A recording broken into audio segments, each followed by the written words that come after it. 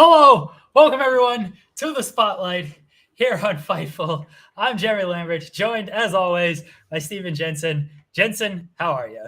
I'm doing great, Jeremy. We've got a guest joining us today on the show. Let's go! Let's go! What is happening? What is happening? It's Stardust Appreciation Day, Jeremy. It's Every day is Stardust Appreciation Day. Fair. Did you get the tattoo, Stardust? I have not, but I'm going to. Oh man. So Jensen tells me, behind the scenes scoops here. Jensen tells me I have a bit to do, and just go with it. And as I'm hitting go live, I see Stardust pop in on the backstage area wearing that get up. Good timing, by the way. Didn't spoil the bit at all because you popped in like right at 2:00. And so I was like, oh fuck. What are they doing? What are they doing? Yeah, we just wanted to spread some love, Stardust over there has the purple gear. I got the purple gear. I got the yellow gear as well, but that's kind of become like a prop in my set now. But yeah, what was your favorite moment of Cody's return, Stardust? Or are you mad because it was in fact Cody and not Stardust? My favorite moment is when he did the cartwheel and did the. Man, I wish my camera could move enough that I could do a cartwheel in my living room right now. Oh, come on, you can do it. I can't. Maybe next week I'll do something. I'll go outside. I'll have someone tape it. Oh God. Oh God. See if this works. Okay, let's go. Let's go, Jeremy. Bad. This is gonna go horrible. Oh man. What are we doing? That what? No. Wait, Where were your legs? legs? Your legs. Yeah, your legs. It? No, your legs I can't were do it like. that way. Where did your legs go? Yeah, what was that? Hold on. Is there? I mean, I've seen you commit before, Jeremy. I've seen you do the psychosis leg drops off the top, onto the ground or wherever. Did it not show up? No, like your legs were like below the camera. It looked like you did one of those like cheap, like, little kid trying to do a cartwheel thing. The problem, this place is very messy because I don't live here anymore. It's just my own personal trash space at this point. So hold on. I'll move the camera. I'll deliver for the people. All right. All right. Let's go.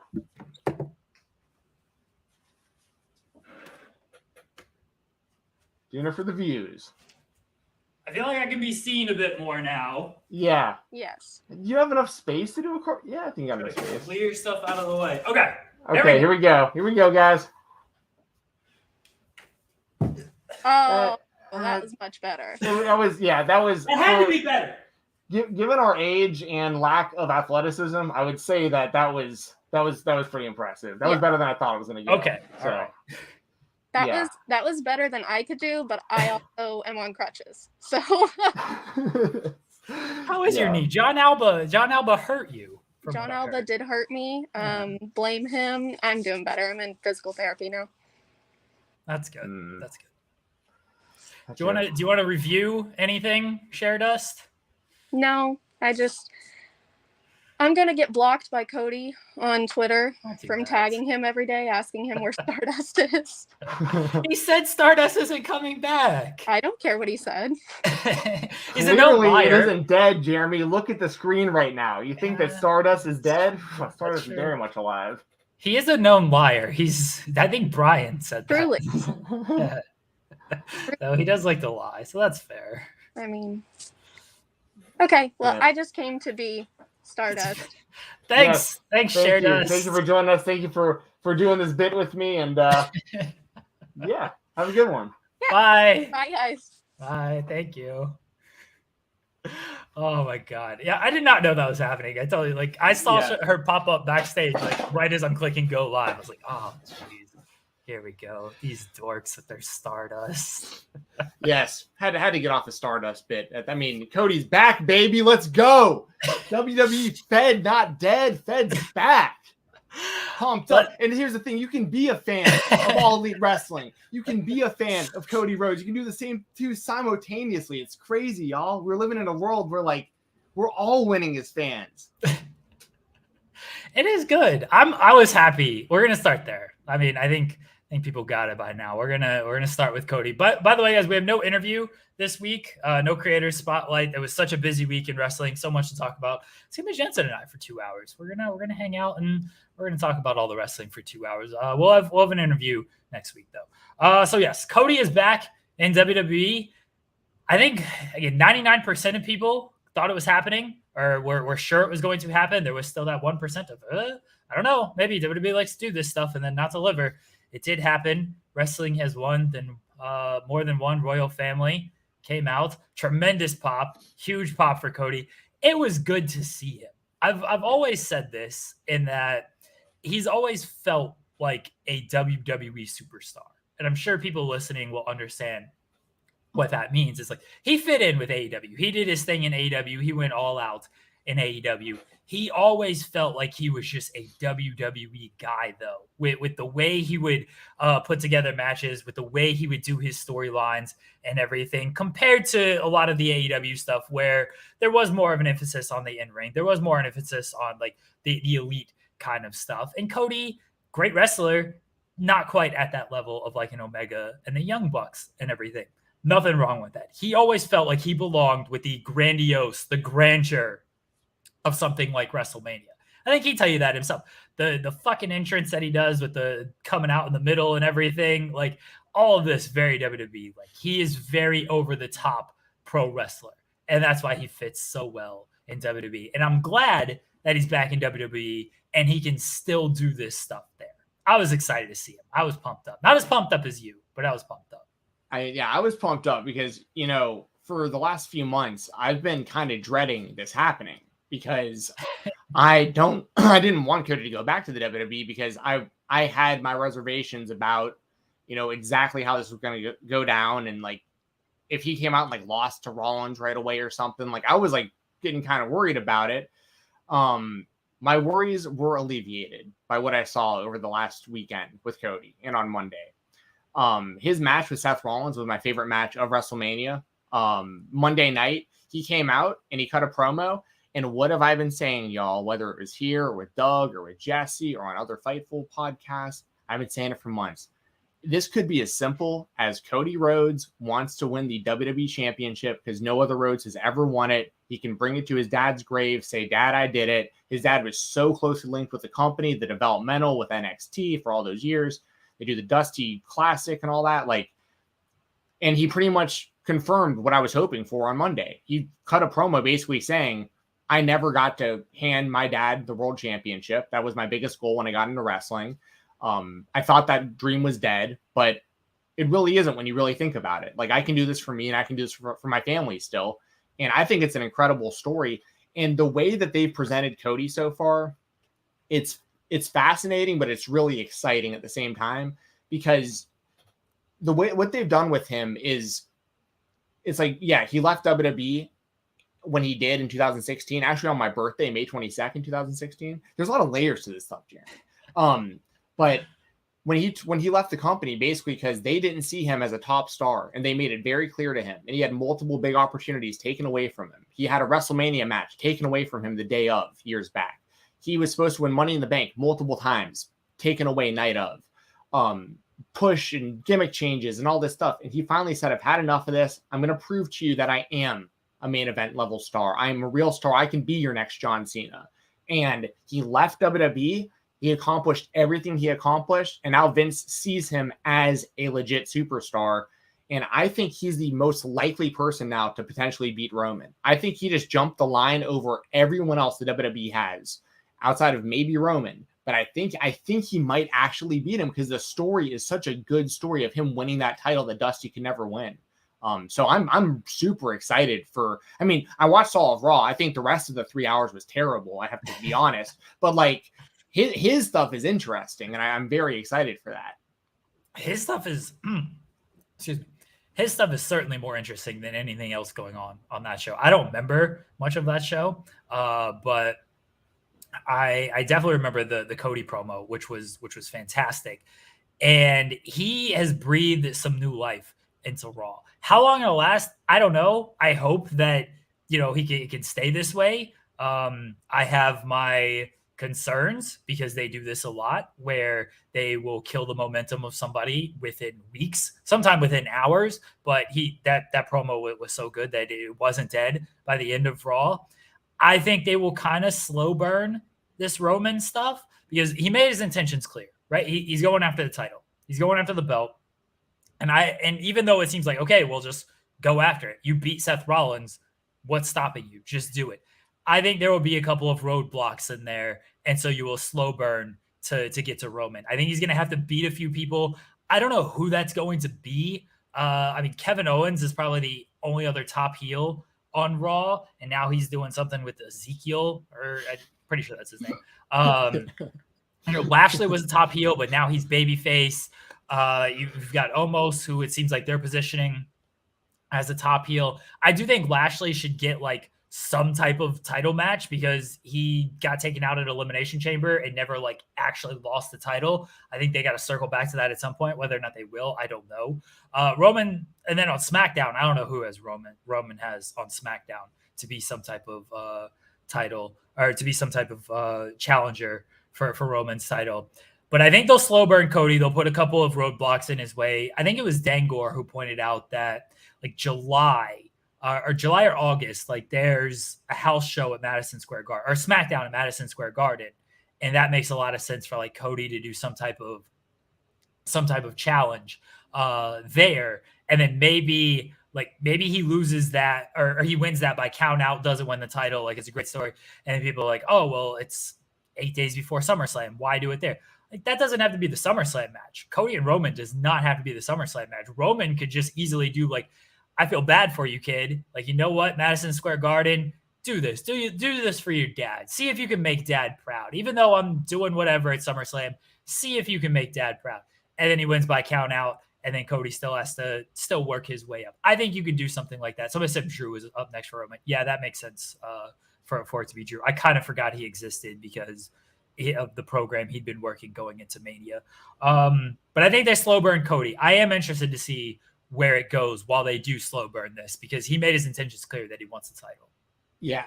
It's a matter of when, not if, which is like really makes me really optimistic, because like you said, like at this point we've got to see Cody go after the world title. It doesn't mean it has to be next week. There's no real timeline on it. It's just now those seeds have been planted and that's out in the world now. I think this is kind of a interesting or good one to pull up real quick.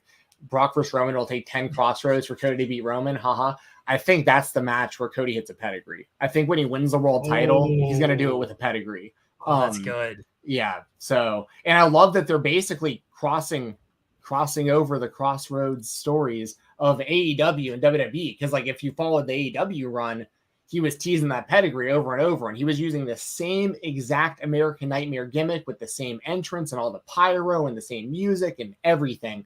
So it's rewarding the fans who follow everything, because you're seeing Cody, like he did like the tiger bomb during WrestleMania, and they teased it multiple times, like him going for the double underhooks, and it's like it's the same thing he was doing in AEW, but the difference being the WWE audience has embraced him with open arms, at least up to this point, and he's getting massively cheered as a babyface. So like, I think that it's wild, because I think the story he started in AEW is going to culminate in the WWE, which is like just a super unique thing and kind of rewards you for being a fan of both AEW and the WWE.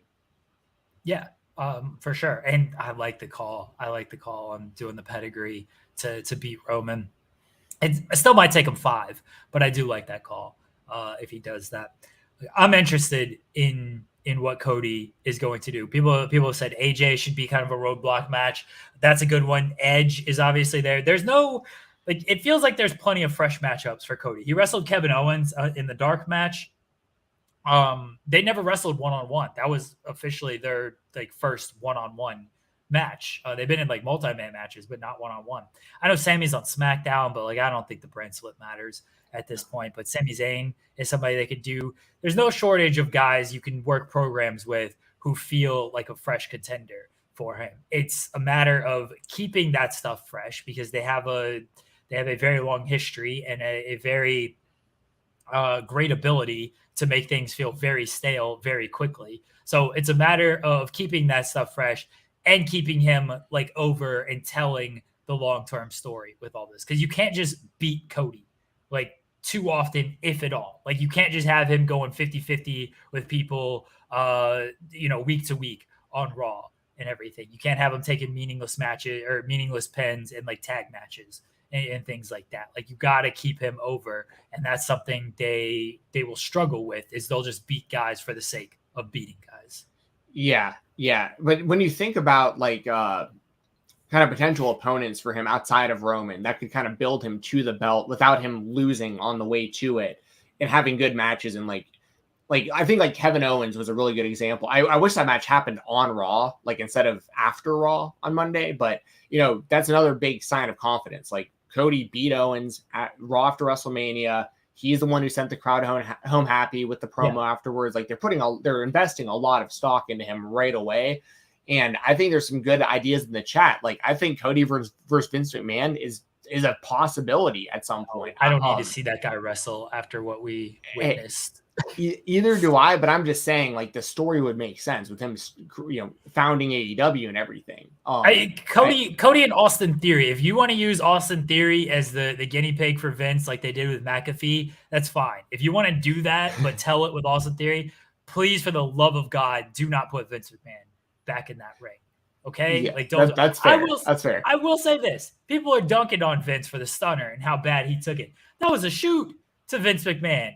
He got kicked in the gut. He stumbled a little bit. He tried to avoid. Why would you, if someone kicks you in the gut, why would you just lay your neck out there so someone can grab you by the neck? You would try to avoid it. You're like, no, don't grab my neck. Don't do this. I thought Vince was treating that shit as a shoot. So I didn't think he took it bad at all. This is real to him. Damn it. But I don't need to see that man in the ring. All right. That's fair. And that killed the McAfee thing for me. Yeah, it would have been way better if they just ended it after McAfee won and the crowd was going crazy singing the white stripes and all that. But I'm with you. But as far as like more credible opponents, like I think that Cody versus AJ Styles on pay-per-view would be like a great match and a story that you could tell about. I mean, because AJ was kind of did the same thing to a degree. He didn't leave the WWE and come back, but he was the biggest star outside of the WWE for like 15 years before he entered the WWE. And I think there's a really interesting story you can tell there with both of them being former members of the Bullet Club and all that stuff. Like, so see, I wonder how much they lean into that kind of stuff, because we've seen plenty of people go from WWE to AEW, and AEW has no history or no bones to like acknowledge WWE. They'll do it. They don't care. Like they'll reference WWE all the time. And whether it's a good shot, bad shot, they will tell you the history of these wrestlers, and the history of these wrestlers cannot be told without mentioning WWE for a good chunk of them in a lot of these feuds. I wonder how much WWE is going to do that with AEW, because this is our first real example of it. And this is a big example, obviously. Like it's Cody Rhodes, one of the four former executive vice presidents of AEW who helped found that company. Like it's a big chunk of his history. Cody, to his credit, willing to say stuff in the media calls, the media scrums. He was on the bump. He mentioned AEW. Any interview he's done, like he's had to talk about it and everything. I wonder on television how much they're going to do it. Like Rollins did the welcome to the big leagues, bitch type of thing. But I don't know how much, because you mentioned AJ, and like AJ's a good one, because you could talk about Bullet Club stuff. You could talk about AJ saying like you left, you went to this place. I came here, I established, like, instead of going with all of them to help that, like, I helped build this brand. Like, you can do that stuff. How much are they willing to reference Cody's AEW history? That's what I wonder. And I don't think they're going to do it too often. Yeah. I mean, we won't, it's hard to know until stuff starts kind of playing out, but, yeah, I mean, I don't expect them to do a whole bunch of free advertising for AEW on their television show. Like, I don't expect that. But it is interesting when you think about just, I think it showed a lot when like Jericho went on Stone Cold's podcast. Like that wasn't on Raw or SmackDown or whatever, but like you had a contracted AEW wrestler come on and talk about AEW during the interview. Like, that gave me a little bit of sign of hope, maybe that like maybe they are going to be open. Now the other thing is this: it is Cody, and that's the like if this was like Sammy Guevara coming over, like this would be different. Like I don't think there would be any need to really reference AEW. Like for fans, it would be nice, but like I don't think AEW would do it. They just have him try to get over in the ring doing his thing. But with Cody, like you said, with him being a founding member of the company and leaving the company, and they keep referring to like him being this whole new guy who's done all this stuff outside of the WWE. So like it'd be nice if they gave a bit more context. Like they've done a good job up to this point, making Cody seem like a really big deal that he's back. But for the fans that don't follow anything outside of the WWE, it'd be nice to like kind of clue them in a bit more about like why and like how like you can say all day that he's a different guy than he was 6 years ago because he went and he wrestled outside of the WWE or whatever. But like, if they really go that one step farther of explaining like, well, not only did he leave, like he's founded other companies. He's worked in every other company that there is. He worked all over the world. He's had this opponent, that opponent, been affiliated with this and that. Like, but then again, I understand what you're saying, Jeremy. Like, it isn't really WWE's thing to talk about non-WWE companies on their shows. Like I totally get that as well. I just think it'd be interesting because like Cody's just the most unique example possible in the situation he's in right now. I think they're going to continue to do it without directly referencing AEW. They will just kind of dance around where he's actually been. But if you know type of thing, and if you don't know, then look it up. To them, like that's just their mindset is if you don't know, great, no harm, no foul. If you want to know, there's plenty of information out there. And if you know, then like push it to. But I don't know how many like wrestlers are going to actually like kind of reference and take shots.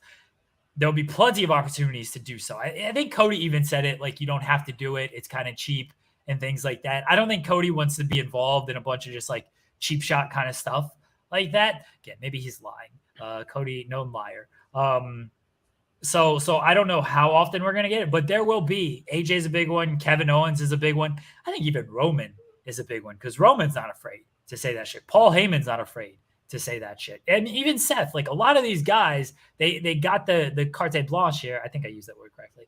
They got the cachet to where they can do that stuff if they want to do it. And they're probably not going to get in trouble with any of it. And it helps advance the story as well. I don't think we're going to see it too much. I definitely don't think we're going to see any direct AEW mentions, but I do think they'll kind of tell as much as they can without beating you like, hey, AEW, that's what Cody helped do. Yeah. No, I'm with you. But yeah, I'm just excited to see where this all goes. Because I also think that even without saying all this stuff that we're talking about his outside the WWE run, I think he's going to get over and stay over big time with the current WWE audience, even just based off of what he did at WrestleMania and Monday. Like you don't even need to know about any of the AEW stuff to get behind the idea of this guy wanting to win the world title that no one in his family's ever won before. Like, yeah. So they don't even, I just think it adds to it for like, especially for like the fans like ourselves who have watched a long time and like certain demographic age group and stuff. But like, I think for like the majority of the WWE fans, especially like the kid audience, I think a lot of them might be seeing Cody Rhodes for the first time because they might have just gotten into WWE within the last 6 years. That's totally possible as well. And I think it's a really easy story to get behind. It's something you can really root for as a guy who, and they do a good job of keeping Dusty's legacy alive in the WWE. So people know who Dusty Rhodes is if you watch the WWE, no matter how long you've watched it.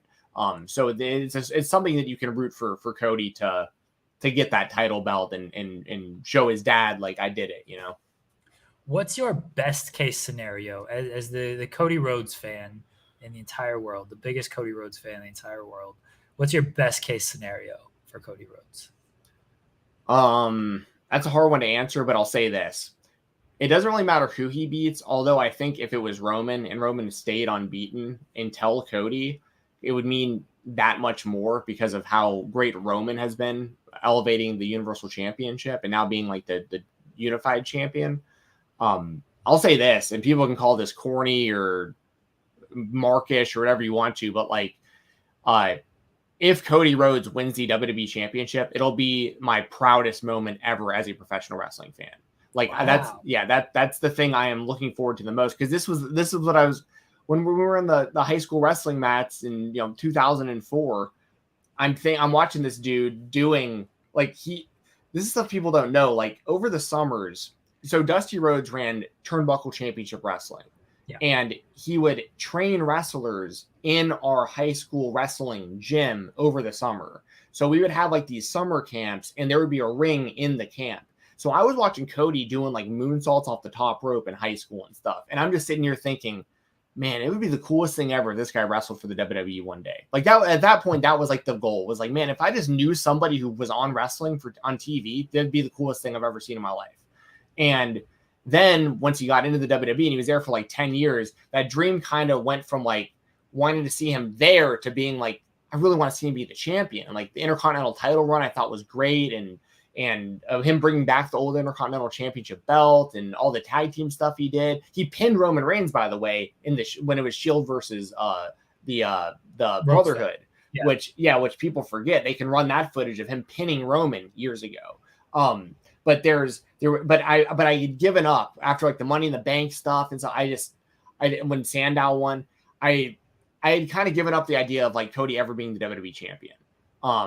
But then that dream changed as a Cody Rhodes fan, because I was like, well, AEW is incredible. So like if this is the best it gets, like I love AEW, but he can't win the world title in AEW. It was the weirdest thing. Like him of all people wasn't allowed to win the title in AEW, and they're sticking with this story. So now it's like the dream has come full circle for me as a fan of his. And it's like, I'm just getting flashbacks of me watching this kid drop knees on people and practice pro wrestling in high school and being like, I hope he's the WWE champion one day, to like, let's go, Cody, let's go get that title belt. Like I'm so here to see Cody Rhodes win the WWE championship. It'd be the peak of me as a wrestling fan for the last 3 decades. Are you gonna be in the ring celebrating with him? I assume like a bunch of fans and stuff are gonna jump in the ring. You're gonna be there. Are you gonna be his manager for that match? Like that's how I'll know when Cody's gonna win the title, is you're there ringside to be as his manager. Yeah, I'll say this: if when it is eventually booked for him to wrestle for the world championship, if it's a possibility of me being there live, I will be there live. SummerSlam's in Nashville. If it's in SummerSlam, if it's in Nashville, I will be in Nashville. Okay. Oh man, I might have to make that trip to Nashville. If Cody's wrestling Roman first at SummerSlam, I think I'm gonna have to make that trip as well. Honestly, we'll see. Yeah, that'd be sick, dude. On the spotlight meetup, we'll jump in the ring with Cody Rhodes when he wins the title at SummerSlam. Just be me and you and Cody. So we're a big celebration. I'd come off more like, you ever seen the movie Saving Silverman back in the day? Yeah, it's been a while, but yes. Yeah, I don't know if you remember, but they show the footage of like why Jack Black's character gets like banned from he gets like a restraining order put against him from Neil Diamond. They're like the biggest Neil Diamond fans. And it's like footage of him like jumping the barricade when he's like walking into like a concert, and he like hugs him and like tells him he wants to party with him. That would be me, like jumping into the ring for Cody winning the world championship. That's what we're gonna do. Wrestling security isn't that good. We can easily get in the ring and celebrate with Cody. He'll recognize you immediately and be like, these guys are cool. These guys are good.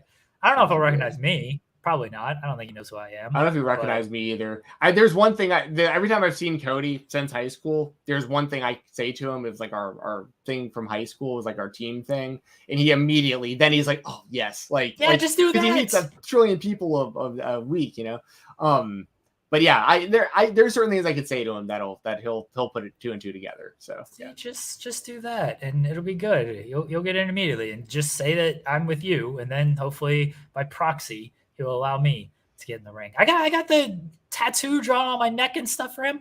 I did not realize how many like memorable Cody Rhodes moments I've been there live for. I was there for the last promo before Full Gear, where he put the stipulation that he wouldn't challenge for the world title. That promo was fucking fire, by the way. That was a great promo. I was there at Full Gear when he didn't win the title, and so he wasn't able to challenge for it again. And then I was there for his last AEW match against Sami in the ladder match. I was there for that. So I've been there for a few big Cody Rhodes moments. So I'll be there. If SummerSlam is headlined by Roman and Cody, I'll make it a point to go to that show. Me and Jensen will spotlight meet up, and we're going to celebrate with Cody when he wins the big one. Yes. Yeah, sounds like a plan. And you kind of glossed over one thing that I wasn't aware of. You drew, did you or the EP draw on who drew the tattoo? One of the kids did. One of the kids did. Yeah. So yeah. I need to see that after the show. Like I need to see a picture. I somehow missed that. So no, it was the Cody Rhodes roundtable. Oh, that's right. I completely forgot about that. Oh, by the way, they want a reunion. There's fan petitions right now to see me, USP3, and Joe. Yeah, you missed it because you're so busy this past week. But like, there's been some Twitter threads about wanting to see a Cody Rhodes round table with 4 of us again. Oh, okay. We will 100% do this. I completely missed this with the weekend. My mentions were trash fire because I was doing a bunch of troll tweets. And then I pissed off Jim Cornette, or I worked Jim Cornette. So yeah, my mentions were terrible this weekend with all the troll tweets I was getting off. So yeah, I completely missed that. We'll do it. I promise everybody. We'll do the Cody Rhodes roundtable with myself, Jensen, Joseph, and SP3. I don't know when, but probably in the next couple of weeks, I would imagine. I'll add this. Wander This World 97. When we do the roundtable, tune into that. I'll give you some stories. I know this high school rivalry you're talking about. Like, I know the exact bowling alley they're talking about. I know what schools they're talking about. I know what streets they're talking about. I know the people and friends they're talking about. Like, I can give you some insight to the Xavier Woods Cody high school rivalry. I watched the two of them wrestle each other in high school, which is crazy. So. Cody always tells that story about like wrestling Woods. And everything. So it was Woods' it was the biggest match he ever had. He wrestled up multiple weight classes specifically because he knew Dusty was going to be there, because Dusty went to all Cody's matches. And his whole thing was like, I'm going to beat Cody, and then Dusty's going to have to be like, hey, this kid beat my kid, so like he's got to get to the WWE. And Cody won. But I'm gonna do super chats. By the way, guys, you can leave super chats, you can leave humper chats, do all that fun stuff. JD says, hello, my favorite big star, king of the indies watcher. What a week. Many thanks and love for all the coverage. Happy for you, Jensen. And Joe is back. He is. We're gonna talk about Sami Joe here in a moment. I do want to do my WWE spotlight, and it's Johnny Knoxville against Sami Zayn, because this was my favorite match of WrestleMania.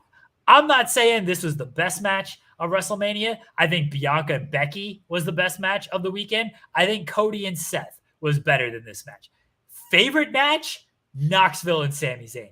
I laughed my ass off for this thing. When the big hand came out and slapped Sami, WWE production typically sucks and they missed a lot of stuff.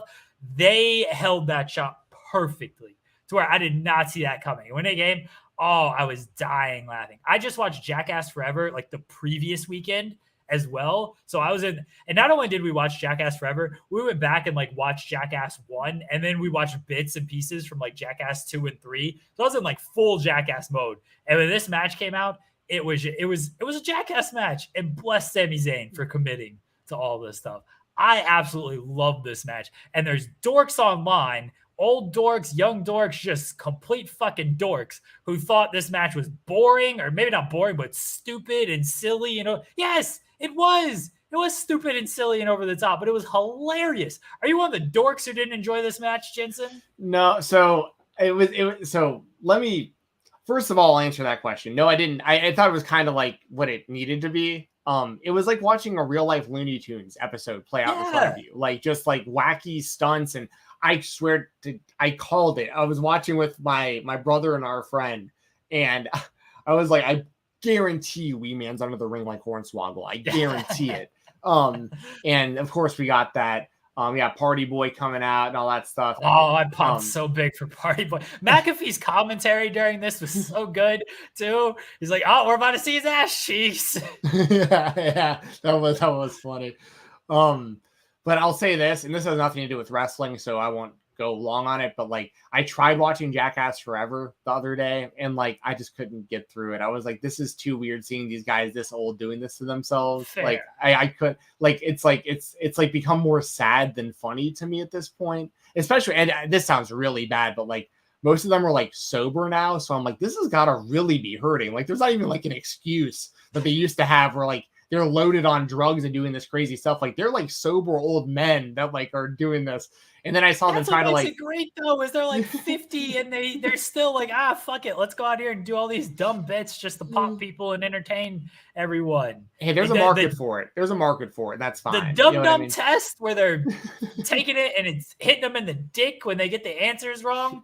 The one where they're trapped in the room and they think it's a snake in the room and everything. There were so many great. Pogo sticked on his dick. Francis Ngannou was. I like that. I like that. Francis Ngannou, the cup test. I thought Jackass Forever was hilarious, and I understand your point. They're old. It's like, oh man, this is just kind of sad. Look, man, if they're willing to do this dumb shit, bless them. Same as Sting. Sting wants to do jump off balconies and stuff. Bless him. It pops me. Don't compare Sting to this. Sting Johnny is Knoxville's a legend. better worker than Sting. Oh, no, right? no. Johnny Knoxville's a better worker than Sting. I could understand maybe you might be able to throw in some names like that. How many wins does Sting got at WrestleMania, Stephen Jensen? Oh, don't go there, Jeremy. Don't go. That was a travesty. And that's why I was worried about Cody, to be honest. That was the biggest reason I was worried about Cody. I was like, yeah, we all thought there was no way they were going to do Sting like that. And they did. That sucked. Yeah, you're right, though. Sting, winless at WrestleMania. Should have been him and The Undertaker, even if he lost. If he was going to lose, it should have been to The Undertaker. Like, the Triple H. Anyways, we're not going to go down that rabbit hole. We're over here comparing Sting to Johnny Knoxville. What show is this? What is this? It's our show. We can do whatever we want. No one watches. We're just here to pop ourselves. That's very true. I mean, we just opened the show with a Stardust tribute. So, I mean, this cartwheels and shit. Yeah, that was sick, dude. Like that was commitment to the show. I honestly wish I was able to do, like, you don't understand how, like, there's no space in the room I'm in and I have to go out into my other room or outside. I will get a cartwheel in my Stardust. My neighbors will see me do it and it'll be pathetic. So yeah. Who cares? Just pop yourself. That's all that matters. That's true. Anyways, anything else that you wanted to add about Johnny Knoxville? Yeah, it was great. It was the most entertaining match of the weekend, and you're a hater. I can tell. I'm not a hater. You were trying to hate this match. You're trying to hate this match, Stephen Jensen. No, what my reaction was more based off of, you said, like, you saved it though by saying this wasn't the best match, it was just your favorite match, and that's very, very subjective, right? Like you can like whatever you like in wrestling, so that's totally fine. But when I initially heard that, I was like, you're going to say this was better than Cody and Seth, and this is better than Bianca. Like, and objectively, on the whole, this was not a better professional wrestling match than Cody, Seth, and Bianca and Becky. It was the most entertaining, and it was the best sports entertainment match as well.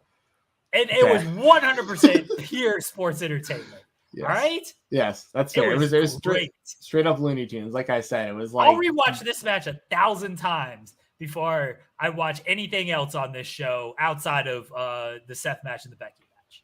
No, I mean, he beat him with a giant mousetrap. I mean, it was just so wacky. It fucked up too. And like, he still knew exactly. It's like, oh, that didn't work. Let me do this. Oh, that didn't work. Let me do this. This man has such a working knowledge of giant mousetraps that he knew exactly what to do to save everything. And Knoxville's laugh, come on, that thing's infectious. You can like hear it because of just how it was mic'd and everything, but you just see him like smiling and you know he's laughing. Like that laugh is just infectious. Absolutely infectious. The Wee Man body slam, which has been compared to Hogan. Sami Zayn. Better than Hogan and Andre. Oh my god. The Wee Man's body slam that's been compared to Hogan. That sounds so funny. It is. I'm sure you saw those pictures of like it was next to Hogan and Andre. People want to do the same thing with it. It was great. Oh, this match ruled. The fact that we got Pontius in there doing party boy bits and everything. Dark Shark was ringside. It was so good. Agreed, Robert. Old man Jensen needs to stop hating. Old man, you were the same age, man. 75-year-old Stephen Jensen. Vince McMahon loved this shit. Yo, get out of here. Old man Jensen. I'm the one who over the weekend was tweeting about how innovative the Invisible Man was in the clusterfuck. Invisible Man was out there hitting moves I've never seen before. You're gonna talk about how I'm an old man. I'm not hip and I'm not with it. No.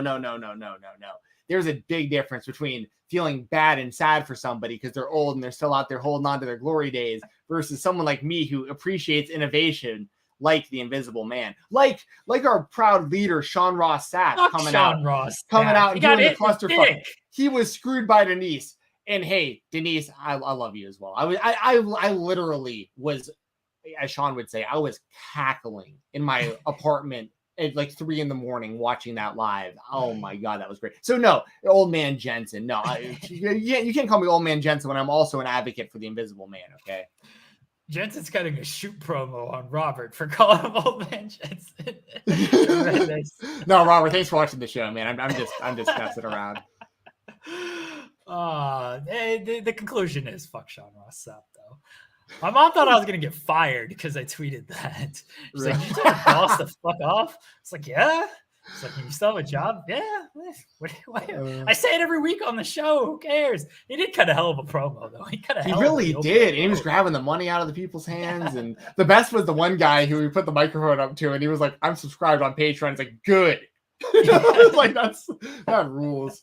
Oh man, I can only hope that the next time that he gets involved in something with GCW, I'm in the same town, because I would love to get involved with something like that. That would be kick him in the head, Jensen.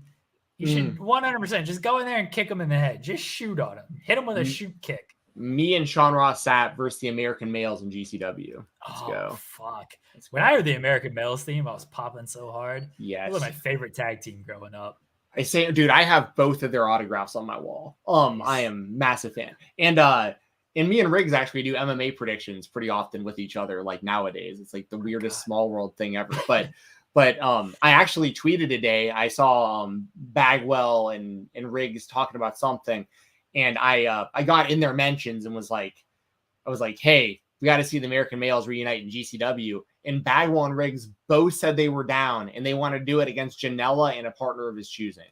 So I'm helping. I tagged Lauderdale. I was like, hey, let's get this booked. Let's do this. Yeah. Now I have nothing else from Sami Zayn and Johnny Knoxville other than it ruled and everyone should watch it. And if you hated this match like Stephen Jensen, you're a dork. All right. You're a dork who doesn't deserve to watch the sports entertainment spectacle of WrestleMania. All right. This match ruled. Let's move on to AEW spotlights. Jensen, what's your AEW spotlight this week? My AEW spotlight this week is that bitch, Jade Cargill, who I am a big fan of and have been since day one of her showing up in AEW, throughout all these people going on the internet and saying she's too green and she sounds bad on the microphone. I'm like, no, this is a star. They're making a star here. She is going to be a star. Just come along for the ride. We're about to watch AEW's developmental process in front of our eyes work faster and more effectively than NXT does for 4, 5, 7 years for some of these people. Like, check this out. And I think she's killing it. I thought her promo last night was awesome. I think the Baddie section is a great idea, especially if she's going to bring that city to city, which is what it looks like. She tweets it out and she gets people to post. And there was the dude, like kind of the overweight dude who, I don't know if did you see this? Do you know what I'm talking about? There was a guy on Twitter who was like tweeting to be he wanted to be in the Baddie section. And he's I'm not trying to be a jerk, but he's a big dude. And he was basically like, kind of making fun of the whole thing, it seemed like, but at the same time, like, clearly is a Jade fan and clearly is an AEW fan. Like, he was just having a good time, I think, just kind of getting in the thread of Baddies. I think he was the guy who, during that segment, the one dude who like got into the I saw that. Yeah, he made it from Twitter into that shot on AEW. So I wish I had the guy's name off the top of my head. Someone in the chat probably knows it, but congratulations to that guy. I thought that was awesome. But yeah, that's the reason it was my spotlight, was mainly just, I think Jade's really coming into her own. She's got like the 30-0 coming up, right? The next one's 30-0 and they're making a big deal. I love the promo about Shafir and she's like, all these MMA losers coming into pro wrestling can't do it as good as we can. And I'm like, and as an MMA fan, part of me is like, you shouldn't be saying stuff like that. Like, MMA is, I'm an MMA fan. Like, I like seeing this crossover, but as a pro wrestling fan, I'm like, I love this because like, you're kind of spitting facts to a degree. I mean, some people from MMA come over and they're great almost immediately. Some aren't. And Shafir's taken years to get to where she's at in pro wrestling, and Jade is where she's at very, very fast. And I think it's an interesting dynamic. And And yeah, I just thought that the promo was really, really well done. And I saw a lot of people on Twitter praising it too. Even people that kind of hate on Jade that I've noticed were like, damn, Jade's really sounded badass on the microphone. And like the Baddie section is a really good idea and stuff. And I'm like, yeah, I think she's doing a damn good job coming into her own right now. The Ty Conte feud did a lot for Jade. Or I guess it was just a singles match where she's like, don't try that karate shit with me. Like that ruled. I think her promo skills, I think they were always kind of there. Even that first promo she did with Cody. Yeah. Like even that promo, like you can tell like there was like some nervous energy and stuff there, but for being in that spot, like coming in cold because like nobody knew who she was, like coming in cold on that, you could tell there was something there with her. The wrestling has been hit and miss. I don't think there's any other way to put it. Like some of the matches have not been for the high profile that she is in. Some of the matches have not been great. But she continues to improve. She hadn't wrestled that often. She really is developing in front of our eyes on live television. It's not an easy spot to be in. I don't envy her for being in this spot. I think AEW has in some aspects put her in a position to not fail, but they've just kind of thrown her out there into deep water and it's sink or swim. And sometimes she just hasn't always swam. She's just kind of treaded water on some stuff. And then, but like her promo skills. And then last night, I thought the promo last night was great. And she has such a confidence about her. She's always had that confidence about her. And that just continues to grow every single week. I think Mark Sterling adds a good chunk to it as well, because it's somebody she can play off of if she ever does. Maybe not get lost, but if something like goes awry or whatever, she could just play off of him. And it's great. And he's great on his feet. He's a professional out there. And then the Baddie section, I can see it like going two ways because Twitter just wants to, it's has to be one way or the other. There's no middle ground. I can see where people are like, this is positive. She's uplifting women. She's uplifting, bad bitches with confidence and stuff. And then I can see other people who are being like, well, she's alienating everyone else. So knock it off, you dorks. She's a heel. Like she's going to have her people. She's going to have her section that cheers for her. She doesn't care about these other people. She's a heel. Okay. Like it's fine. If you actually know Jade Cargill, and I don't, but if you actually like listen to her interviews and read her tweets and stuff, she likes everybody. She's great. Like she's for everybody. She just wants people to be confident and love themselves and stuff. And I do hope, like you mentioned the one guy who like got on screen. I hope we see some of that. I don't need like it being like just confident model looking people every single week. Like I hope we do see just different people of like this person is fucking confident in who they are, no matter what they look like, no matter what they're doing, they are confident. And so like that's what. But see her saying like, do you know how hard it is to find like these people in Boston? I don't remember if that was her or if it was Mark Sterling. But regardless, like that is where I can see people being like, oh, well, they're alienating certain people. Like, but it's a character. It's a wrestling character. All right. It is that. It's just what happens. But if you know her or if you follow her and stuff, you realize she supports everybody. But I love it. I think she's grown so much. There's always been that star potential. Everybody who's seen it be like, oh yeah, she's a star. And we're seeing it. We're seeing it every single week with her. I'm very curious to see what they do down the line when she loses, and then how they go after that. Because right now it's a winning streak. Winning streaks are very easy to just book because you just have them win a lot. It's what you do after these win streaks. It's like, all right, how do you make people care? We saw it with Goldberg after he lost. It's like, we don't really care. We saw the Undertaker streak. He lost next Mania. It's like, don't really care. Like you got to figure out now what to do. Like once she loses, and that could be who knows when, but once she loses, that's when sort of real work with her will sort of begin. Yeah, that's true. And I'm just hoping that day doesn't come really anytime soon. I really like that. I like what they're doing with her. And it is, like you said, it's a very sink or swim situation. And even more so because it is AEW, because there is so much high level in-ring wrestling in that company that it gets magnified even more. And it puts her in an even more difficult spot because, it's a real, double-edged sword or a kind of a seesaw where like it can go really, really, really good for her or really bad for her. And there's not going to be really an in-between, I don't think. Like she's either going to be the massive star that they want her to be right off the bat pretty much, or it's not going to work, and she's not going to really have anywhere to go from there. But the good thing about that obviously is her push happens like now. Like we are witnessing her push right now, and it's pretty much from the time she started in AEW to now. It's been all just a big push of building her. If she was elsewhere, like the WWE, for instance, she'd either not be on TV at all right now, or she'd be having matches with like Lash Legend on NXT Level Up, and like nobody would care. And it would take potentially years and years and years before we ever had a chance. And then to be honest, like her at this stage of her career, I don't know what it looks like her against like a Charlotte or a Becky or a Sasha or something like that. Like, I don't know, but I think the way that she's been used in AEW has been done really, really smart. Not all of her matches have been great. I agree. But I think that that's on her and her opponent.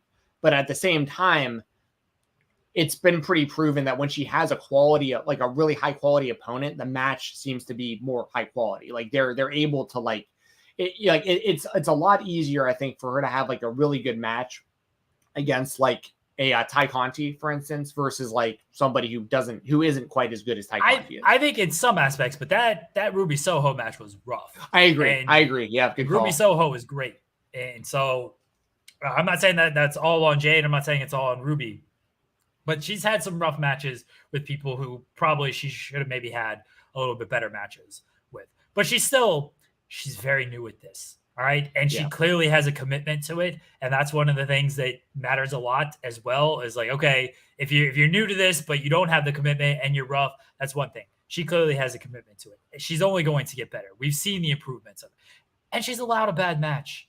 All right. It's not the end of the world if she has a bad match. It's really, really not, because we've seen the improvement over the years. Now, if she's having bad matches and even if there is commitment, but her matches are still bad, and they keep pushing her and keep putting her in high profile spots, there's people like that WWE does. All right. They've been around for years. Their matches aren't very good. And for some reason, they're still getting like halfway decent matches, or at least some high profile stuff I don't know why. That'd be one thing, but she's getting better. She's allowed to have a rough match, especially, as young as she is. And I kind of agree with you, Pile Driver. Like Ruby maybe hasn't lit the world on fire like I was kind of hoping she was when she came in. I don't think she's been bad. I think, after her WWE run, I had expectations that are a little bit too high.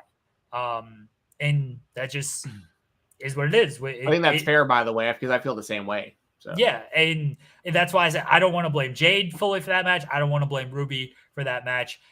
But that was a high-profile match where Ruby is, on the whole, a good worker, and it was a rough match.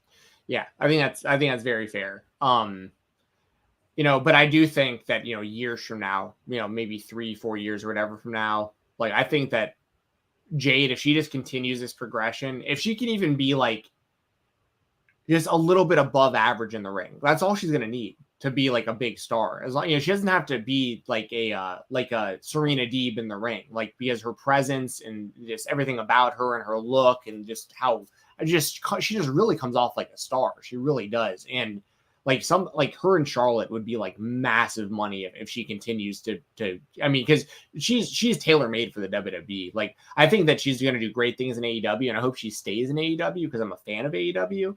But I mean, if you were to ask me who on the current AEW roster do I think would be the most successful in WWE, I'd say her and MJF are like the two people I'd point at right now for sure. So like, the future's super bright. And I also I love what you said about the whole Baddie section too, and this is what I was getting at talking about that guy, is I love the idea of like baddies could be anyone of like all shapes, sizes, backgrounds. Like it's not about a specific type of person. It's just about like the confidence in yourself. And I think it'd be awesome. Like, that's a great idea to have, because that's the one thing about MJF that I kind of wish he would potentially change about his gimmick. Is I love that he just hates everybody. Like, I love that he's mean to everybody. I think it's great for his heel character. But occasionally it'd be nice to see him like these people who are cheering for him, he'd be like, yeah, you know what? You're right. Like, I am the man. Like, thank you. Like, me, you get it. Like, all these other people don't get it, but you get it. You know what I mean? Like, single some people out that like are supporting you. And I think that's kind of what Jade's going for, is like, she might talk trash to every person in that arena except for the 5 people she brought to the show. Her baddies, that's the only 5 people she cares about pleasing.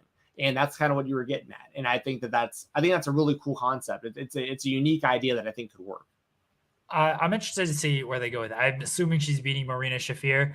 I don't think Marina has much of a shot of beating Jade, but the Baddie section, how they book the eventual loss, where they go with Jade, because she is money. She absolutely 100% is money, and they know what they have. Tony Khan's known what he's had since he put her out there with Cody Rhodes and then had her team with Shaq. Like he knows what he has in Jade Cargill.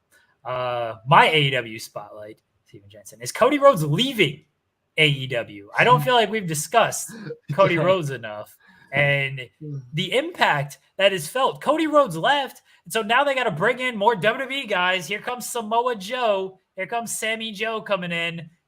More WWE guys to replace Cody. Cody's left a giant hole in the company, man. I don't think it's been discussed enough. Yeah, I was supposed to bring that up. I completely forgot my own bit going into these topics. But I got too hung up on the Stardust stuff earlier. But no, you're right. Cody leaving AEW, big spotlight. And in all seriousness, the crazy thing is AEW is arguably a better company overall without him on the show, which like I don't agree with personally because I loved him as a part of AEW getting the mixed reaction. But like anyone who watched Dynamite on Wednesday would all agree that show ruled. Like losing Cody doesn't hurt AEW at all. So like everybody won here. And now we have guys like Samoa Joe showing up, which is like legitimate dream scenarios for longtime wrestling fans. Joe came out at ROH Supercard of Honor because Tony Khan owns both promotion. He's just like, hey, he's going to be in ROH, he's going to be in AEW, whatever. We're just going to use Samoa Joe. I will say I love Samoa Joe. His TNA run is, when the X Division stuff, not when he had the face paint, machete, all that nonsense. But his initial TNA run, some of the best stuff I've ever seen. His ROH run is classic shit. It was good to see Samoa Joe just back in the ring on Wednesday on Dynamite wrestling Max Caster. Because when he came back at Supercard, like it was cool. I popped for it. But I was interested to see like, all right, how good is he going to be in ring wise? Like, is he going to be good to go? That cross match, I ain't blaming all this on Joe because it was in there with, but like that match was a little rough and it had been a while for Joe. And it's still been a while from the cross match to this match. So I was a little worried about like how he was going to be able to go, how often, how frequently he's going to be able to go. And I don't know like what his schedule is going to be moving forward. I imagine it'll be CM Punk-ish of where maybe like every other Dynamite and maybe 2 matches a month type thing. I think Joe could easily do that kind of schedule. And that's what I imagine we'll see with him moving forward. But it was great to see him back in the ring, just healthy. I hope it continues that way. One of my favorite guys to watch. He's given me a lot of classic matches that have a lot of replay value as well. And I'm going to say this. I love Max Caster. Yes. All right? I love Max Caster. Yeah. Scissor me, Jensen. He's great. When that theme hits and he's about to rap, EP can't stand him. EP can't stand him. I'm like, turn that shit off. All right? Turn it off. Yo, listen. Oh, man. He's fantastic. He's absolutely fantastic. And Bowens is great with his facials and everything. And the scissoring. What an act. What an act those guys are. But it was great to see Samoa Joe back in the ring, though. And now he's in AEW full time, and we'll see how he's used moving forward. He's in the Owen. He's qualified for the Owen. I imagine he's going to be the favorite to at least get to the finals in that thing. So we'll see how they utilize it moving forward. Yeah, I agree with everything you said. I'm a big Max Caster fan. I like Bowens a lot as well too. It's just Caster just really stands out because of like his rapping and stuff, and and that I thought it was hilarious him talking about like Joe being injury prone and being the NXT champion when AEW beat them in the ratings and all that stuff. Like that was good stuff. And Joe's reactions were like seemed pretty genuine. Like he knew he was gonna get roasted by the guy, but like his reaction seemed pretty legit because he was just like, all right, like you're like everything you're saying is true. Like when you get the ring, I'm gonna beat Ani- the hell out of you. Anika does point out that Joe wasn't the champ. Yeah, they'd already moved off of Wednesdays when Joe got the title, and Joe was on there for like 2 weeks when he as the True. champion. Then it was like off television, so it didn't like actually stick. But whatever. Let's not let facts get in the way of a good diss line. All right. Well, and the reason it really burns is because he got fired from that company twice within a year. You know what I mean? Like, I mean, so any mention of him being a part of NXT at all is gonna hit for somebody to be roasting him like that. And and Joe being back, like great to see Samoa Joe. I marked out big time when he popped up at Ring of Honor. If you want to hear the review of that show, by the way, myself and Joel Pearl right here, youtube.com/Fightful. We got a full review you can listen to after the spotlight. But what do you think about, like, okay. Well, first I'll say I do think he'll probably win the whole Owen tournament. If not, it'll be the finals. I agree with you there. But okay, inevitably we're gonna get Joe versus Punk 4. I would think so. Do you do that in AEW or Ring of Honor? Because I think AEW is so stacked that like AEW pay-per-views sell themselves at this point. Like, just, a pay-per-view is coming up 4 times a year. If you're a wrestling fan, you order it, and like it's going to be a massively stacked card with all the talent that they have anyways. I feel like if you put Joe and Punk 4 on Ring of Honor as the main event of a big pay-per-view for them, like maybe the night before an AEW pay-per-view or something, like that spikes the interest and the buy rates through the roof. I mean, like the 20,000 that they're really happy about right now, I think like triples at least for having Joe and Punk on there. So like, do you think they should do it in the Ring of Honor? Or do you think it's like such a huge match that they should do it on AEW? I think you have to do it on AEW. I think a big part will be like, what is Ring of Honor distribution moving forward? Because regardless, you're building this thing on AEW television. You're not, if Ring of Honor is on just some streaming service, Honor Club, whatever it might be, I don't think you're building this thing on that. These are national television stars, Samoa Joe and CM Punk. Like, you're not going to just regulate them. No offense to Ring of Honor, but like, you're not just going to regulate them down to Ring of Honor on whatever network or platform they're on to build that pay-per-view. I don't think you can do that. I think you have to at least build it on AEW. And I think you got to do it on AEW pay-per-view if you're going to build it on AEW television as well. I would be very weary of using so many like established AEW TV guys on ROH television. If you want to send them down there for a shot, if you do want to do like some dream match pay-per-view kind of stuff that maybe, hey, we can maybe do this on AEW TV, or we did it on AEW TV, but they only had like 8 to 9 minutes. Now they can have 15 minutes type of thing. I can see that.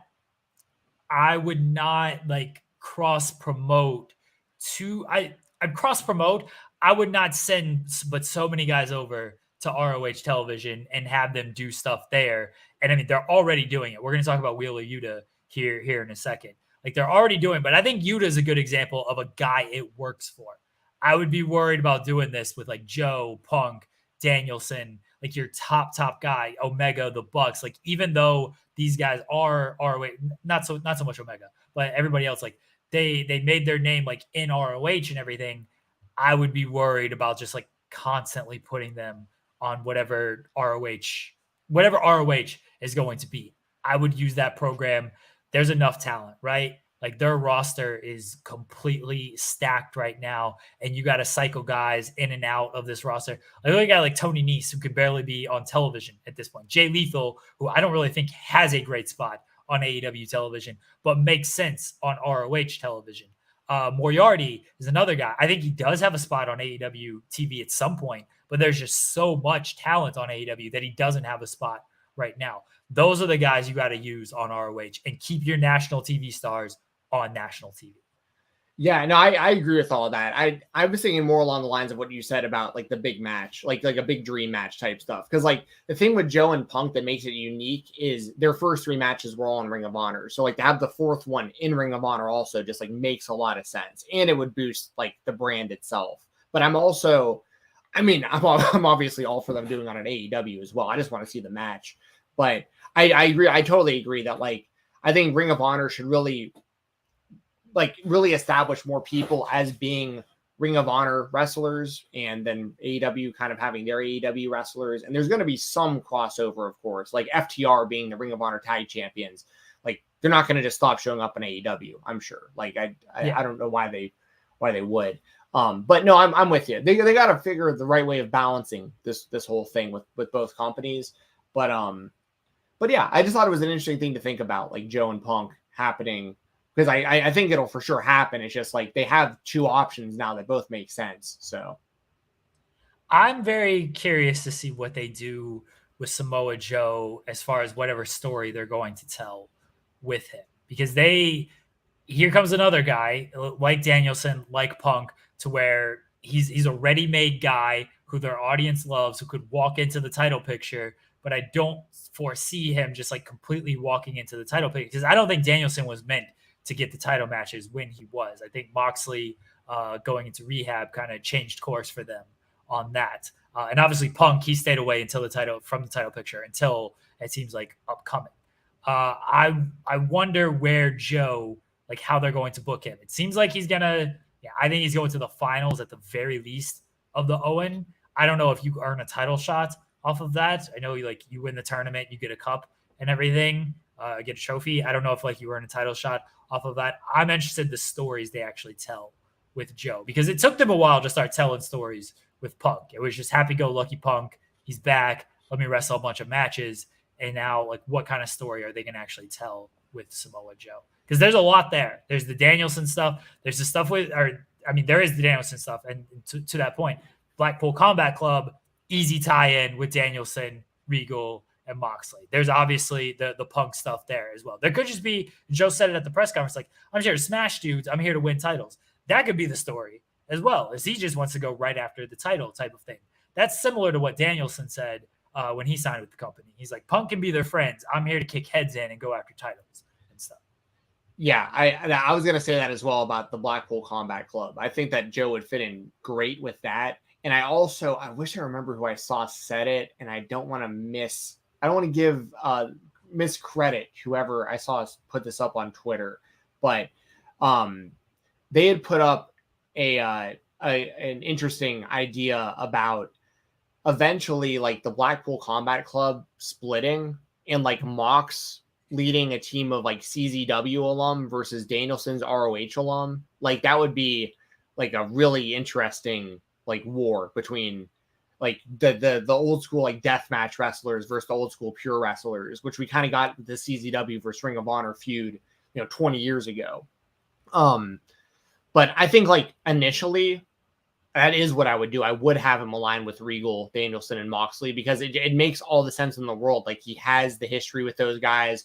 He has a really close friendship with William Regal from all their time in NXT together and stuff. And like, I just think that makes all the sense in the world. And that also keeps him from having to be like immediately in the title mix. And you can just have him going out there and squashing people like how Danielson does when he's wrestling most people he wrestles, where he's just kind of playing with his food throughout the match. He can end it at any time he wants, does multiple submissions, kicks people's heads in. Same with Moxley going out there, and yeah, he could end the match, but he wants to snap your limbs before he does it just because it's fun to him. I think Joe just fits in perfect with those guys. I agree that he fits in perfect with them. I don't know if they're going to go to that immediately is the only thing. Because I think they're telling a little bit of a different story with that. And, bringing in sort of like young guys. It looks like Yuta is about to join at some point. He wants to. They sort of initiated with the slap and everything. So I don't know if they're going to go to just bringing in Joe into that, even though he does fit. It could be a thing where like he opposes them, because I think they're technically kind of sort of heels. Danielson still comes out of the heel tunnel. If that's a thing, like if people are paying attention to that, he still comes out of the heel tunnel, even though they're always cheered. So it could be like he opposes them type of thing. And he's like, you guys do your little club, I'm going to kick your ass on my own type of thing. I think you could tell that story. And maybe he aligns with Punk. And then maybe they all come together and they all just kick the shit out of everybody. I'm all for that too. Yeah, me too. There's a lot of great scenarios. And the other thing that we need to definitely point out is Joe looked great in the ring the little bit that he had to do against Caster last night. Like, he looks healthy, looks good to go. He's doing all the stuff you'd expect to see him do as Samoa Joe. Like, very good sign for Samoa Joe, I think, going forward. I like when he was dancing and like just mocking Caster and everything. I was like, oh man, this dude. I've missed this dude. Bless Samoa Joe. I love me some Silva says Joe shoving MJF is now canon. Oh yeah, dude, they gotta. I don't know if they can show any kind of picture or anything even of that. Like, they definitely can't run the footage of it, but yeah, that would be. They can definitely reference it. Like, I think that they will too. Like, if Joe and MJF go into a feud, Joe will bring it up. I don't even think like you gotta like reference it. Just do like a back, like as far as like, you know, hey, remember when I shoved you type thing. Just do like a wink and a nod thing of they're backstage. MJF's like, Samoa Joe, glad you're here, glad to meet you, something like that. But being, you know, a dickish MJF, and Joe just like shoves him out of the way type of thing. Just do that. Like, that's all you gotta do. Yes. Good stuff. Very happy for Samoa Joe. Yes. My other spotlight this week, we'll kind of keep talking about Ring of Honor here. FTR against the Briscoes. Jensen, it finally happened. We've kind of been talking about it since we started this show of like, hey, when is this going to happen? And then it got announced. We were both excited for it. I don't know about you. I thought it lived up to the hype. And not the sad thing, but like, then FTR goes out last night against the Young Bucks and has just as good, if not better, match than the Briscoes match. But fuck, man, the Briscoes match was so good and everything that I wanted from these two after they'd been teasing this thing since December. And after, I mean, for people who like tag team wrestling, for people who understand the Briscoes and know that this team has been like the tip-top team outside of WWE for 2 decades now, and even like the tip-top team just in all of wrestling for 2 decades now, to finally see this match, it was great. It was everything I'd hoped it to be. And it was just great tag team wrestling, man. And I was glad it finally happened. I was not too stunned that FTR won since Tony owns the company and everything. And I don't know what the Briscoes' future is. It looks like it might be Impact, unfortunately. I forgot we're an Impact podcast now. Sorry, JJ. But FTR winning, I understand where it was coming from. And I loved everything about this match, man. Just great professional wrestling. Yeah, I think FTR versus the Briscoes was the best wrestling match of the last week, like throughout the collective weekend and everything. Now I had major personal attachment, of course, to Cody versus Seth. I think that was the best match on WrestleMania, and it was in my top 3 for the entire week. I do have a top 3. It was FTR and Briscoes, Cody and Seth, and someone we're actually going to be talking about a little bit later. Speedball Mike Bailey versus Cole Radrick. That was my favorite match of the collective. So yeah, I thought the Briscoe. Honestly, that was one of the best tag team matches I've like ever seen. Like, at least I know there's some recency bias, of course, because it just happened, but like that was a damn near perfect match. I mean, that was incredible stuff. And the Briscoes, they lose, but it's really no big deal because they just go right over to GCW and they're the tag champs over there. You know what I mean? Like I mean, everybody kind of won in this scenario. The fans definitely won because we got the dream match, and it totally lived up to the hype. Did you have another match in mind? Because for best of the weekend, yeah. Oh man, see, I really like Bianca and Becky. Like, for me, that was like my favorite match, at least of WrestleMania. Of the two, that was my second favorite. That was my second favorite WrestleMania match for what it's worth. Like, that was right underneath Cody and Seth for me. And I shouldn't say favorite since I did name Knoxville and Sami as favorite, but best. I like Bianca Becky, best of the WrestleMania matches. I don't know if I have one that was better than FTR Briscoes. Honestly, I was just like trying to, in my own head, think of like, was there one? And the fact that I couldn't immediately come up with one kind of tells me that there probably wasn't one. Yeah, like Bandito and Gresham, I thought was really good too. It just had the lame Chavo stuff involved in it, and like that helped protect Bandito a little bit because you can run a rematch and be like, Chavo kind of screwed me the last time. And like I said, I thought it was a really, really good match, but it would have been even better, I think, if Chavo wasn't involved and there was just a straight up just winner in that one. That was another thing about FTR and the Briscoes. Like, there's no controversy. Like, it was just a straight up pro wrestling match. It was incredible. A team won, a team lost. They both embraced afterwards, and then it led to the new Hardys, the Young Bucks, coming out and getting involved on ROH TV, setting up the match that we saw last night. That was also, I think FTR and the Briscoes was a little bit better personally, but I'm never going to be against watching FTR and the Young Bucks. Like, they can wrestle each other all the time, and I'd be happy with it. So yeah, great week for that. Great week for FTR. I'd probably have to watch these two matches back to back, since I had just seen Young Bucks and FTR, and it feels like it's been about 2 months since I've seen FTR and Briscoes, because of all the wrestling that has taken place between all that. Like, I'm leaning towards Young Bucks and FTR, but I'm sure if I just watched FTR and Briscoes, I'd be like, oh yeah, FTR Briscoes by far.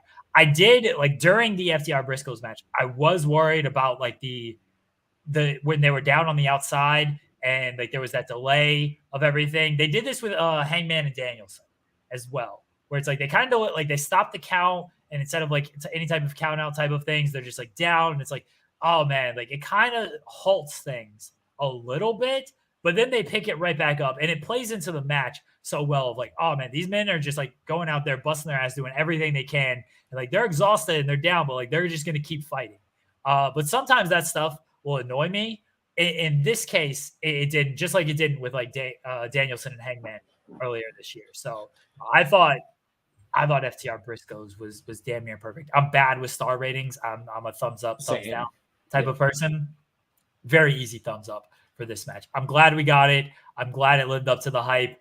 I don't know if we're going to get it again with where the Briscoes, where they're going and how Warner Media reportedly feels about them and everything. But yeah, I'm super happy we got it, and that it was the match that we all hoped it would be. Yeah, well, and on top of that, babyface FTR is like ultra over right now. Man. Like, this is working out great, and I'm hoping they do something where, like, obviously we'd expect Bret Hart to show up for the Owen, like to like at least present the Owen trophy and stuff when it happens. I think it'd be cool as hell if he like presents the trophy to the winners, like the men's tournament, the women's tournament, like however they wind up doing the presentation. See, I think Martha is doing that. Well, I think she'll be there too. I think they'll probably. Yeah, I don't know if they're on great terms. I always forget that she kind of fell out with the whole family and with the WWE. Yeah.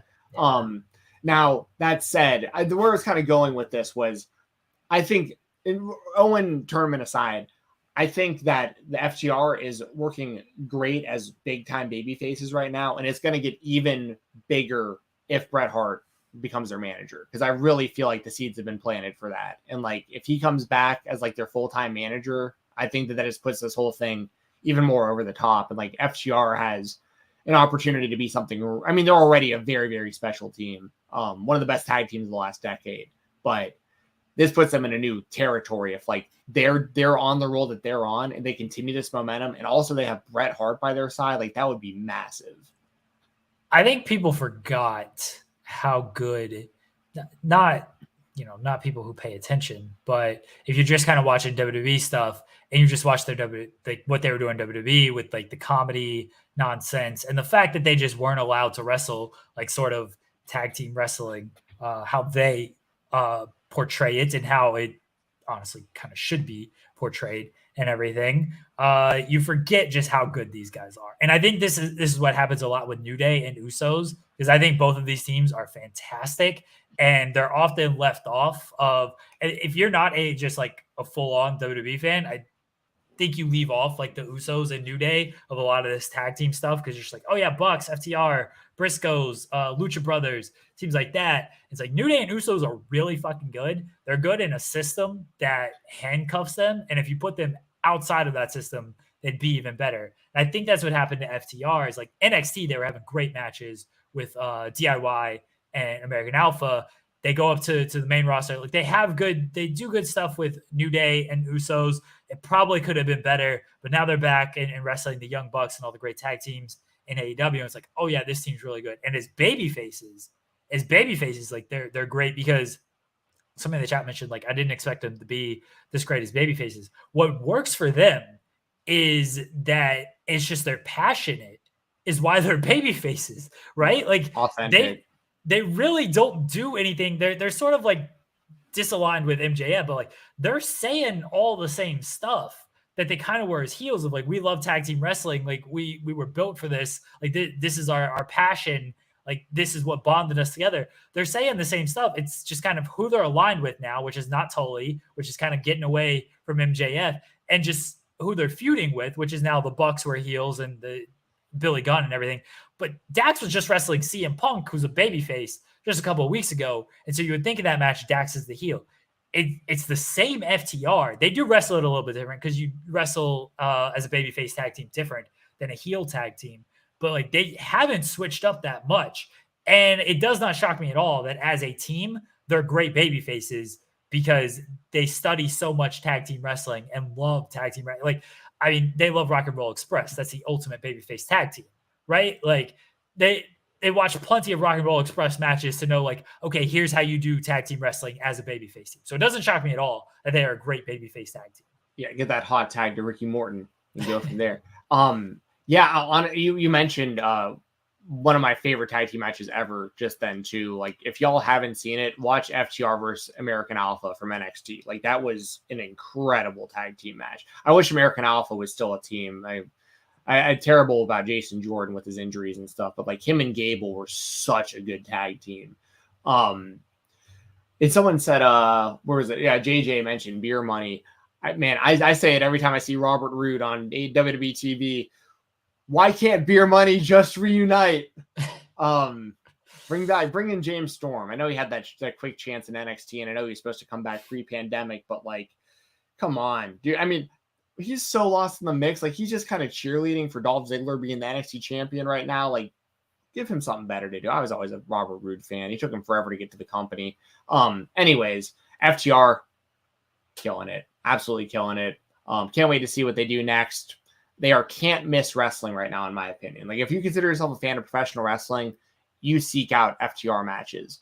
And on top of that, they're, taking indie bookings now, which is very exciting because there are two teams that really stand out to me. One being the Workhorsemen, Anthony Henry and JD Drake. I think they would have an incredible match with them on the indies.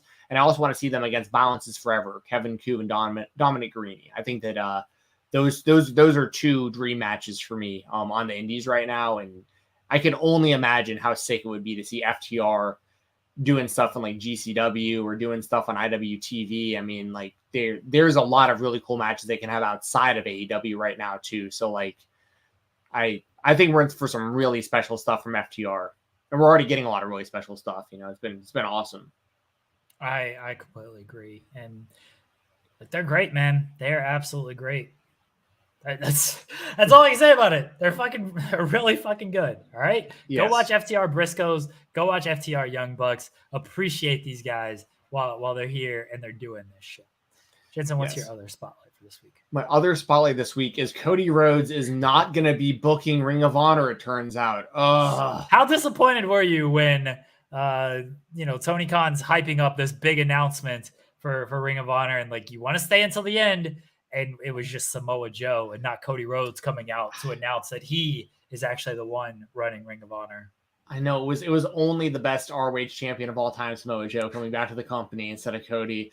I thought you were going to say it was only the best ROH champion of all time, Cody Rhodes, not coming back. Yeah, that's true too. Man, I'm still salty that Dalton Castle beat him for that title, Cody. I'm still not over it. That said, I think that obviously I was very pumped for Samoa Joe showing up to Ring of Honor. I had some friends, as I'm sure we all did, that were there at Supercard of Honor live in Dallas. And apparently Tony was saying this stuff also on the microphone like before the show started. He was like, I know there's a lot going on this weekend. There's a lot of other shows. You're trying to get from one place to another, blah, blah, blah. You need to stay till the end. I promise you, if you do not stay till the end of the show, you will be super disappointed that you weren't here at the end of the show. Like, make sure you stay. And I think they totally delivered on that. As far as my actual spotlight for this week, for the other category, I'm also going Ring of Honor. It kind of ties in with AEW as well. but Wheeler Yuta winning the ROH Pure Championship. I like this move for a variety of reasons. I'm very excited for Yuta's match against Jon Moxley on Rampage. From what I'm hearing, it was fantastic. Wheeler Yuta is a guy that, I've been rallying behind for a long time. He was actually before it was even the IWTV Championship. Well, no. He had the IWTV Championship after it was the Powerbomb. I saw him challenge for the Powerbomb.tv title, I believe. But he might have been the champion when they switched No, I think Tracy Williams was the champion when they switched it. Either way, the point is, former IWTV champion, a guy who has really scratched and clawed over the years and is just. I love that he is the pure champion because he represents that style of wrestling so well. And I love that it ties into the Blackpool Combat Club story on AEW. And it also ties into the best friend story of Trent not trusting him. And these guys, Chuck and OC trained him. And I just think Yuta went from a guy who was kind of lost in the mix on AEW, just kind of as almost like an odd member of the best friends, to now being almost like a sought out prospect from because I do think he's going to join the Blackpool Combat Club. And I do think he's going to go on a really nice run with the ROH Pure Championship. So this is just an example of how certain title belts can help kind of automatically put credibility on people. Not that he was uncredible before, but this just adds to it.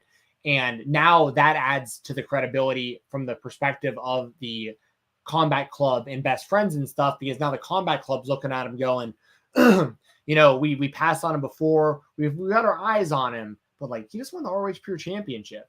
This guy might be in. And now it's you just got to go out there against Mox and see what you can do. And I don't know what happens in that match against Moxley, but I wouldn't be surprised if he got the invitation on Rampage to join the group, or if that's coming maybe next week on Dynamite and the fallout of all this. But just huge shout out to Wheeler Yuta, a guy that I've watched for years. And I think the first time I saw him wrestle was at a company called Dojo Pro, which had literally 10 fans there. I mean, there was nobody there. And I was one of them. And I was this guy's really good. And then just from there, to see where he is now is just very, very rewarding as a fan. And huge win for Yuta, beating Josh Woods for that championship. And looks like he's going to be a part of the Combat Club, at least I'm assuming, pretty soon. ROH said they were going to, reimagine the product when they went away after Final Battle. And then, of course, Tony Khan bought the company.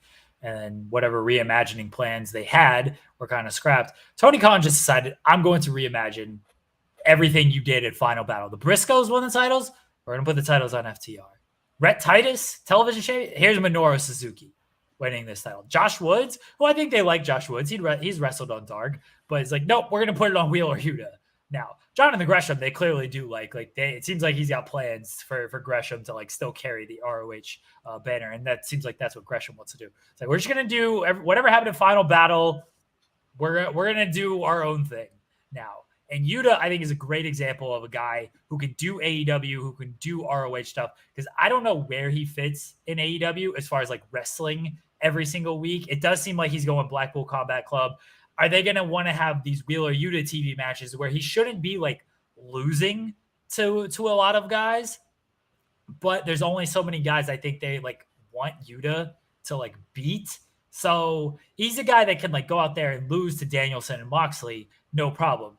Do you want him going out there and beating? I know Tony's a big fan of Trent. Do you want him actually beating Trent or Orange Cassidy or anything like that? Because they clearly have their hierarchy, and they should. I think that's how good wrestling companies work. Instead of 50-50 in guys, you just hierarchy guys. So you can have him be on AEW television, aligned with them, but then you can have him go to ROH, and you just have him beat guys in ROH. You can have him be one of your main guys in ROH. I think that's a great use of Yuta. And the Pure title, that comes into play when it comes to Danielson. We know Danielson has history with the Pure title, and maybe this is a way to get Danielson to do a match or two at ROH without having him to do a progressive long-term storyline in that company, unless he wants to do that with Jonathan Gresham. I think at some point we got to have that match. We got to have that. We got to have Gresham and Joe. We got to have Gresham and Punk as well.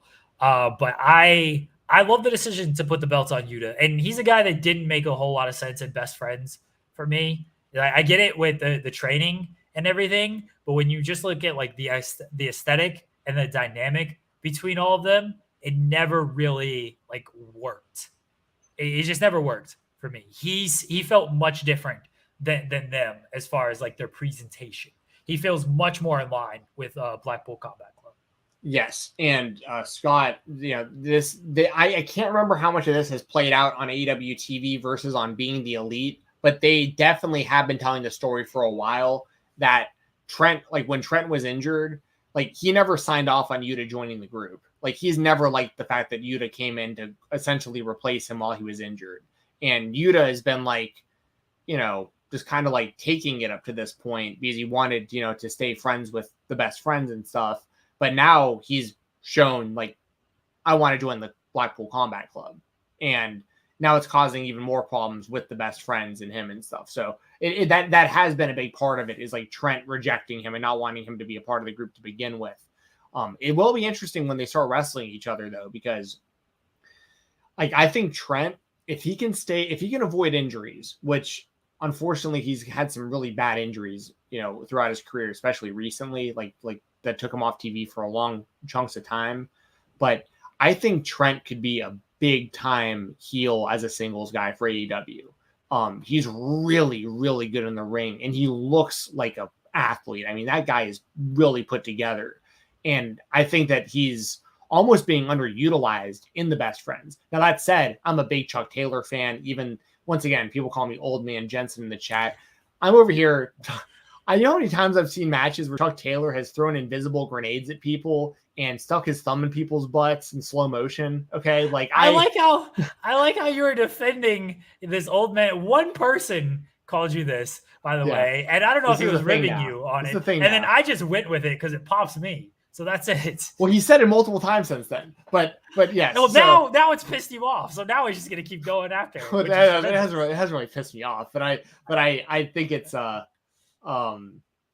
just trying to be funny, to be honest. I'm proving my not oldness by talking about like the most ridiculous things in wrestling. But I do, I'm a huge Orange Cassidy fan. He's another one of those guys pre-AEW that I was like, I never thought would get a chance on a bigger stage than the Indies, because like, I don't think the WWE would have had a damn clue what to do with him if he wound up there. So AEW being around was huge for him.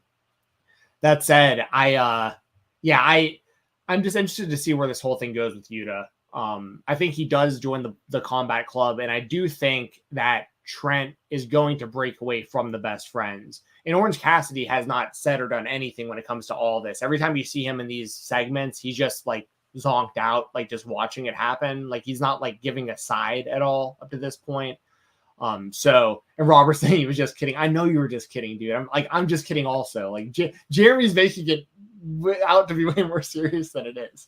But because it pops me. Yeah, I like that. I like that you're going for it. I should just let you continue it. That's all right. That's fine. No, it's all right. It's all right. But and by the way, y'all, we appreciate everyone in the chat. Like whether you agree with us, disagree with us, like as long as you're being respectful about it, I'm totally fine with people having differing opinions on wrestling. Like it's to be expected. There's so much different stuff out there and so much different tastes and all this stuff. I'd pop big time seeing Cornette respond to your headline though. That was like real. I legitimately laughed out loud at that. But yeah, blocked. I didn't even know he responded. I mean, one, because I don't follow him anyway, and it's not like I'm tagged in the tweet, so he has me blocked. But somebody like tagged me, and it was just like, "Oh, at Jeremy Lambert's cackling right now," and so I was like, "Oh, what happened?" So I had to use one of my burner accounts. I say one, like I got many. I do. So I had to use one of my burner accounts to see what he said. And I was like, oh my God, like tremendous. Yes. I hope he rants about me on his show. I hope he does. Me My future brother-in-law listens to his show, and it just popped me big time. If he's like, I was just listening to Cornette's show and he's just calling you out. I was like, what can you do? And I listen more than most people do to his stuff.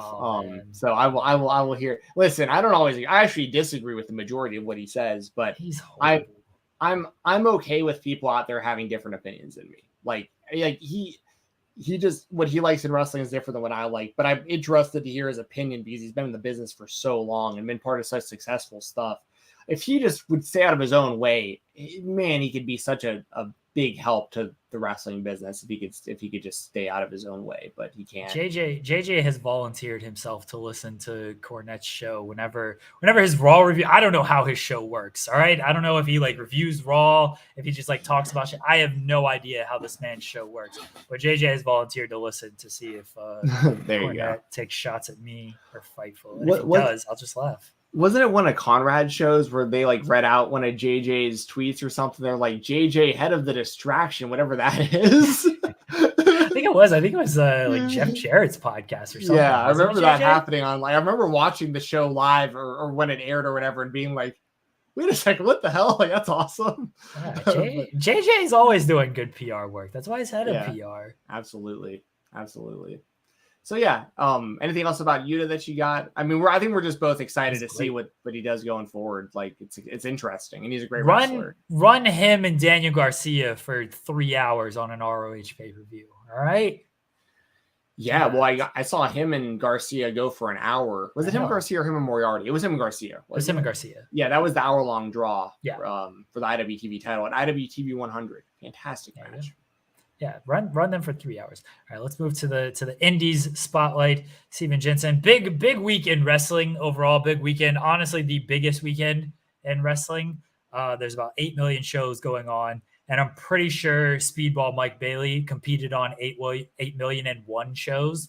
All right, this man was all over the place. Let me pull up exactly everything he was on. Pull up his cage match. Yeah, pull up cage match here. With Speedball Mike Bailey.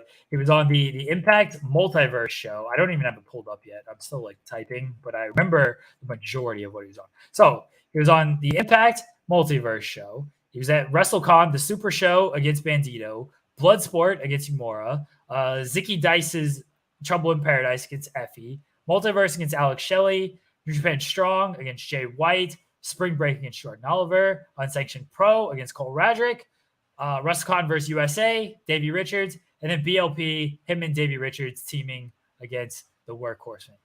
All over the place this weekend. I think he was the MVP of the weekend. I've not seen every single match he has done. I've missed the last 3, so I'm sorry. I've not seen the Cole Radrick match that you have loved, and I'll make a point to watch.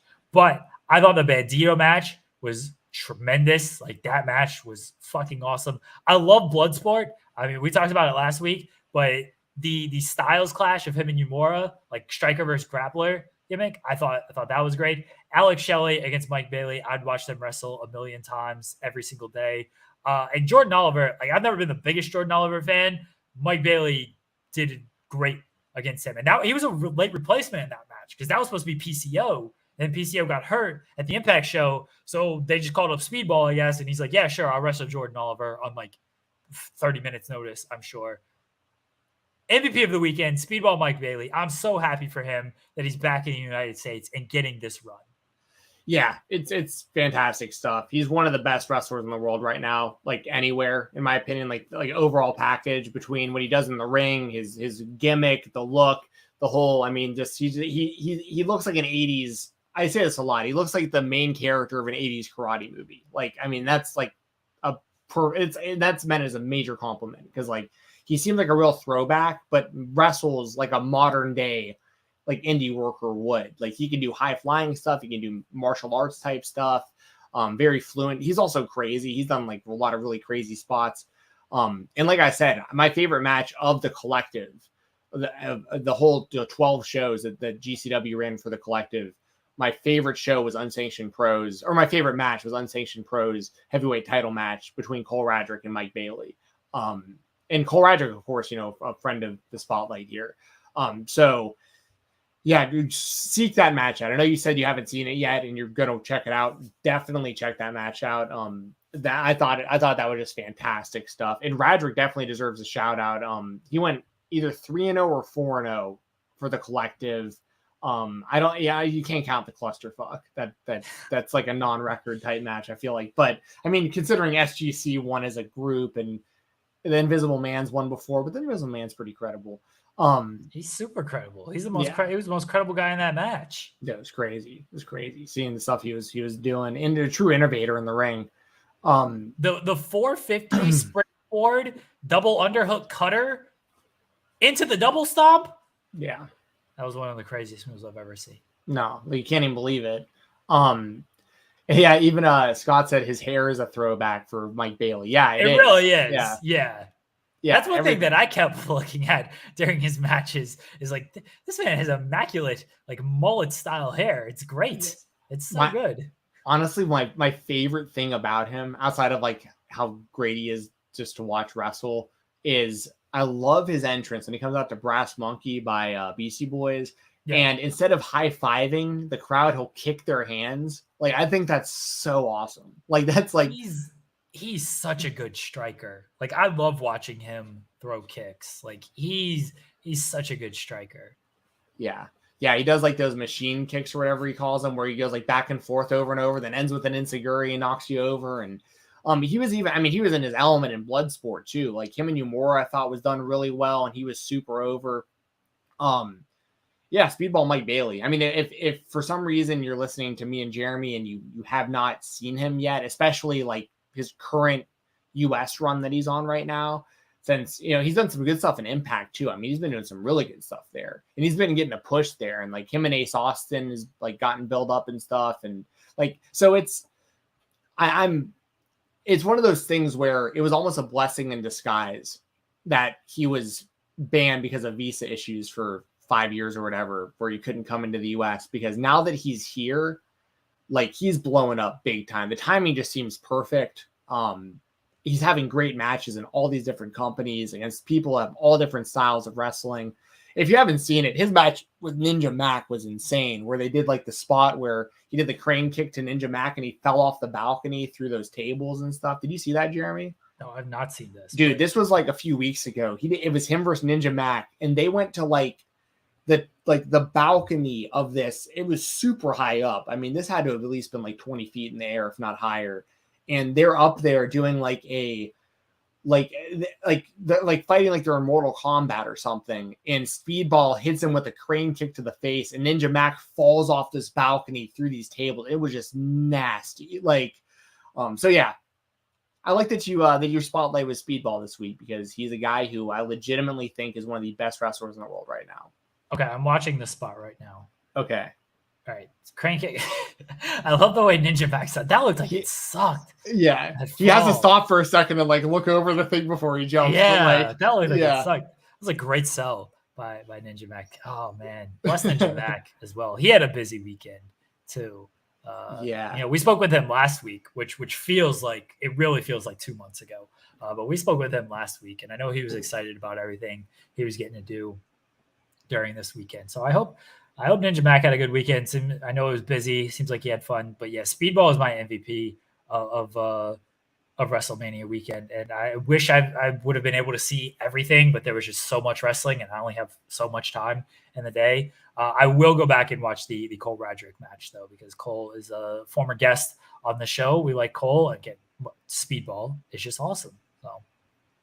Yes. And speaking of Cole, just real quick, his matches for the weekend, I'm pulling it up so I don't miss anything, but his first match so if we're starting really technically like the collective weekend, he started off by beating Akira in a death match at Unsanctioned Pro. That was like, and Akira is like super established in the deathmatch scene. So for Cole, who kind of has 1 foot in, 1 foot out of that scene, to beat Akira, like that was a really big deal. Then he beat Akira. I saw highlights from that, by the way. Yes. And I know we've spoken to Cole, and I've always said that anybody who does this deathmatch stuff, crazy people, absolute madman, Cole Radrick doing that against Akira. Yes, and I misquoted. That was actually the GCW Planet Death show I'm thinking of. He wrestled Akira the week before at Unsanctioned Pro, and then he did a thumbtack kick pad and light tubes death match against Akira at Planet Death, because Planet Death was right after Spring Break Night 1, so everyone saw Cologne versus JWM for the Ultraviolent title, and then there was a full deathmatch show after that for all these bloodthirsty GCW deathmatch fans. He was in the clusterfuck. He beat Kevin Blackwood at LA Fights for JCW. That was a really good one as well. Kevin Blackwood's really on the come up right now too. And then of course the Speedball and Radrick match. So So a really great weekend for Cole and for Speedball, two guys that I think have just super bright futures. Jensen, your indie spotlight for this week?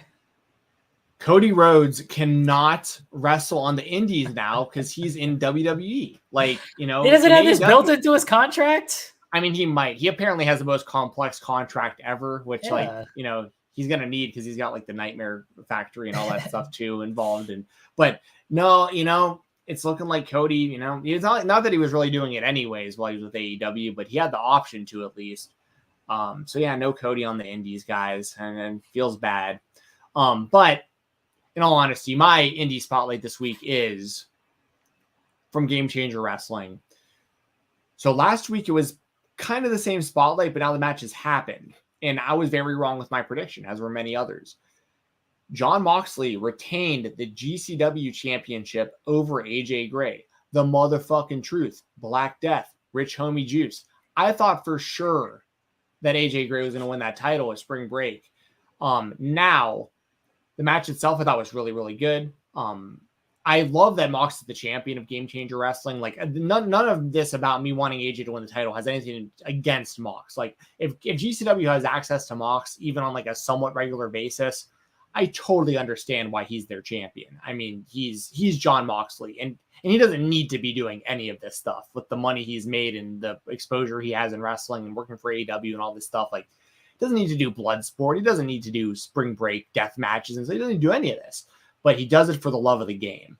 And I thought their match was really good. And Mox winning was surprising to me because I thought AJ was going to win the title and they'd have because historically speaking, up until pretty much up until RSP won the title, you know, Nick Gage's original run with the GCW title, he defended that belt on like every GCW show. And then RSP kind of defended it every now and then. The Nick Gage hardly defended it the second time. And Mox is kind of there and he kind of isn't.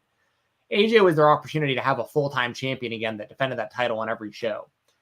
That said, now we have to think, who is it going to be? Like, if it's not going to be AJ, who's next up? And I think next up, don't know if he wins the title or not, but I think next up is probably Chris Dickinson, based on what I've been seeing in his return from injury and how great he looked over the collective and who he was beating Suzuki and all that stuff. Like, I think that beating Suzuki, beating Cardona, you know, a big time spot for the Dirty Daddy, the Putrid Papa, the Filthy Father, Chris Dickinson. So that was my spotlight this week, was Mox beat AJ, and I think Dickinson's probably next up for Mox. What do you think? JJ says, been telling you Jeff Jarrett. Jarrett said, like, the AAA show running invasion angles over there. Like, I bless Jeff Jarrett. That man's going to get paid by somebody. That's all I know about Jeff Jarrett. If one thing is for certain in wrestling, Jeff Jarrett's going to get paid by somebody. I said it last week that I was a little skeptical that AJ Gray was going to win because Lauderdale has said he booked like the Hammerstein show and he booked Spring Break just differently because he knows there is a like bigger audience watching these shows, and the talent, like the more established talent, Mickey James went over Alley Catch. And, you know, we were kind of like, I didn't like that at all. Decision. Yeah. Like, I like the match. Like, the match was fine, but I didn't like the result of that one. Yeah. So, like, this is now a precedent when it comes to these shows. And that's why I was not super convinced AJ Gray was going to win. When that match didn't close the show, I was very convinced that AJ Gray was not going to win, because if you're going to do that big title switch, like, you're going to close with that. I'm locked on Janela beating Moxley for it. I think Janela, now that he's back in GCW pretty much full time, he's not doing any AEW stuff. They had the match on AEW, so you can kind of play off that a little bit. Janela, the way he was booked in the Battle Royal as well. I know Nick Wayne ended up eliminating him, but they did the Janela like Brock Lesnar stuff. We were just tossing everybody out, which was great. I'm kind of locked on Janela beating Moxley for it. I think that's where I'm looking at. Dickinson's a good call. That's a good call. But if I had to pick right now who it's going to be, Janela's right there. And I'm not, at least in my head, I'm not sure there's like a big number two, unless it's going to be Gage.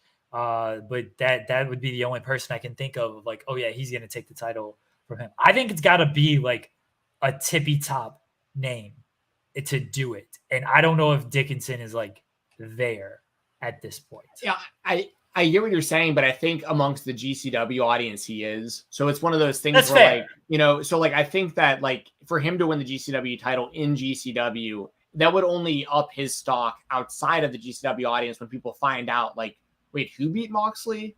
And then like they start looking into Dickinson, and you know.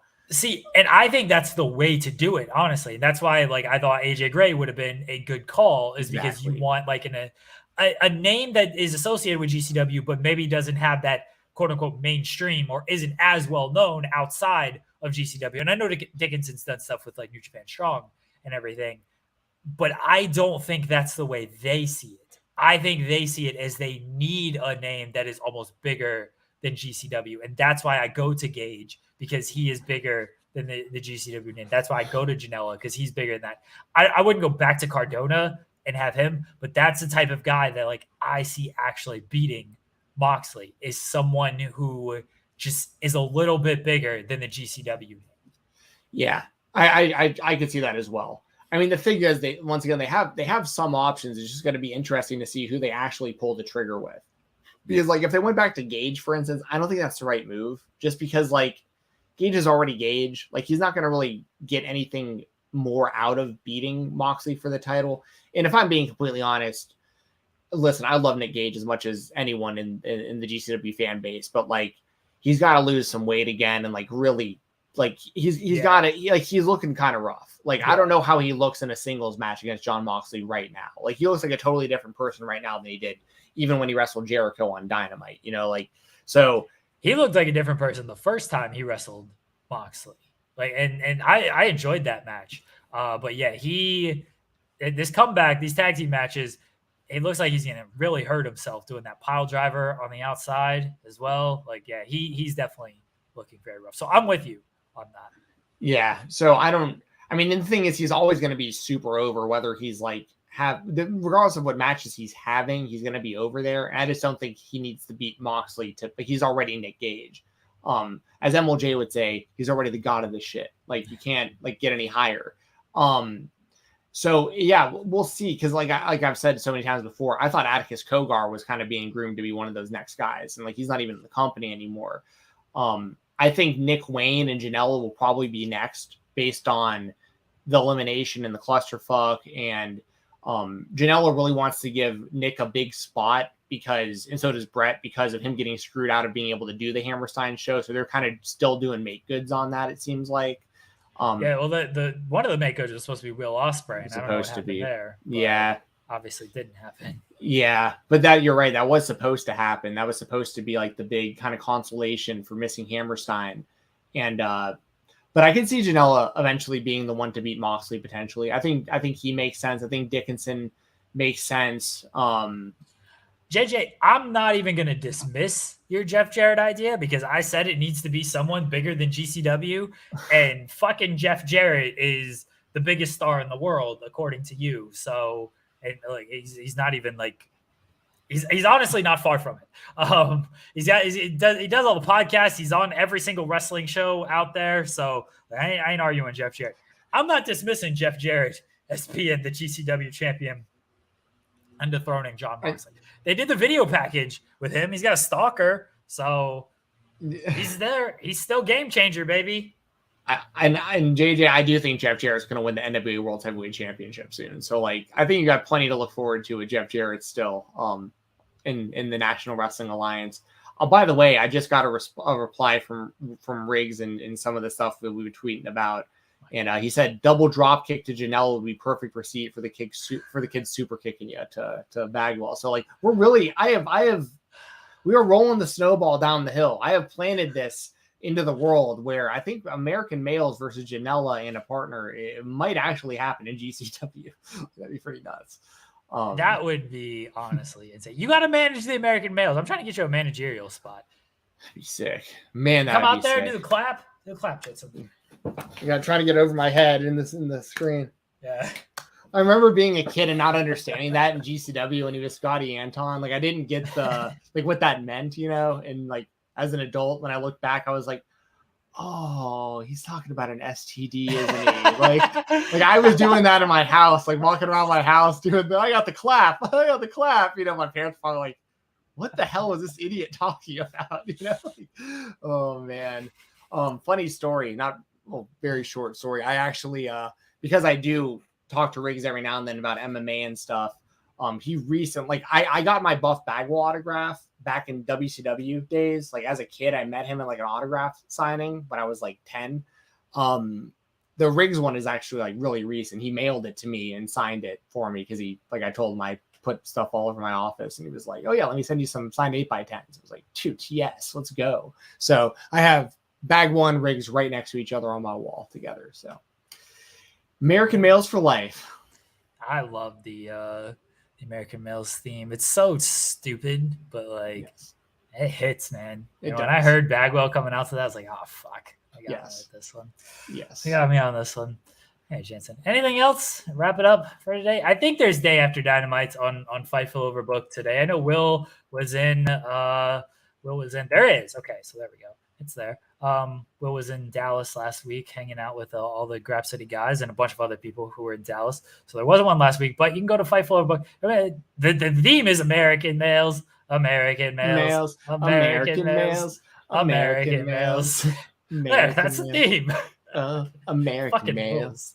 Yeah, it's great. I'll plug this real quick. Is the guy who called me an old man again? I'm going to be stuck on this. Robert, he said something a minute ago that fucking rolled it, popped me. What did he just say? He said let's let him know what retirement home you're in so he can bring you some pudding. So I'll tell you what. You want to help me out, Robert? You want to donate to the cause? I have a tip jar on Twitter. If you want to purchase me a WWE Shop Cody Rhodes t-shirt, I will wear it on the show. That goes for anybody. Anyone who wants to send any money to the tip jar, I'll buy Cody Rhodes merchandise with it to support him in World Wrestling Entertainment. So there you go. That shirt is so ugly. With Pharaoh on it? Yeah, get out of here, dude. Oh, come on. There was three shirts. The one I'm wearing. Oh wait, no, I'm not wearing a Cody shirt right now. I thought I was wearing my American Nightmare shirt. I'm like, yeah, go Cody and WWE. Let's go. Oh. Dude, that Pharaoh shirt. Cody went to the creative people and was just like, just give me one of everything. And they're like, say no more. Like, here you go. Pharaoh, American Nightmare logo, American flag, fireworks, all this shit. So ugly. I will say, again, this is what I mean by like Cody being an over-the-top like WWE guy who fits. The giant American Nightmare VR logo that just like scares you on the screen. It's so WWE. It's so I think that's the reason why guys like I'm gonna come back to WWE and they're gonna have to use this everywhere and it's gonna be amazing. And he's right. It is. Like it's so fucking perfect. But no, that shirt is awful. It's an awful shirt.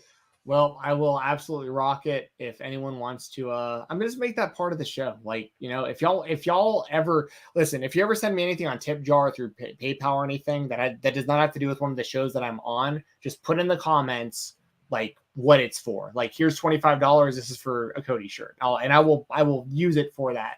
Do you want to see people buy us stuff? Oh, they bought me stuff. I'm about to say, do you want to see the action figures you passed up on? Yes. Here, check these out. I just got to take my headphones off for a second.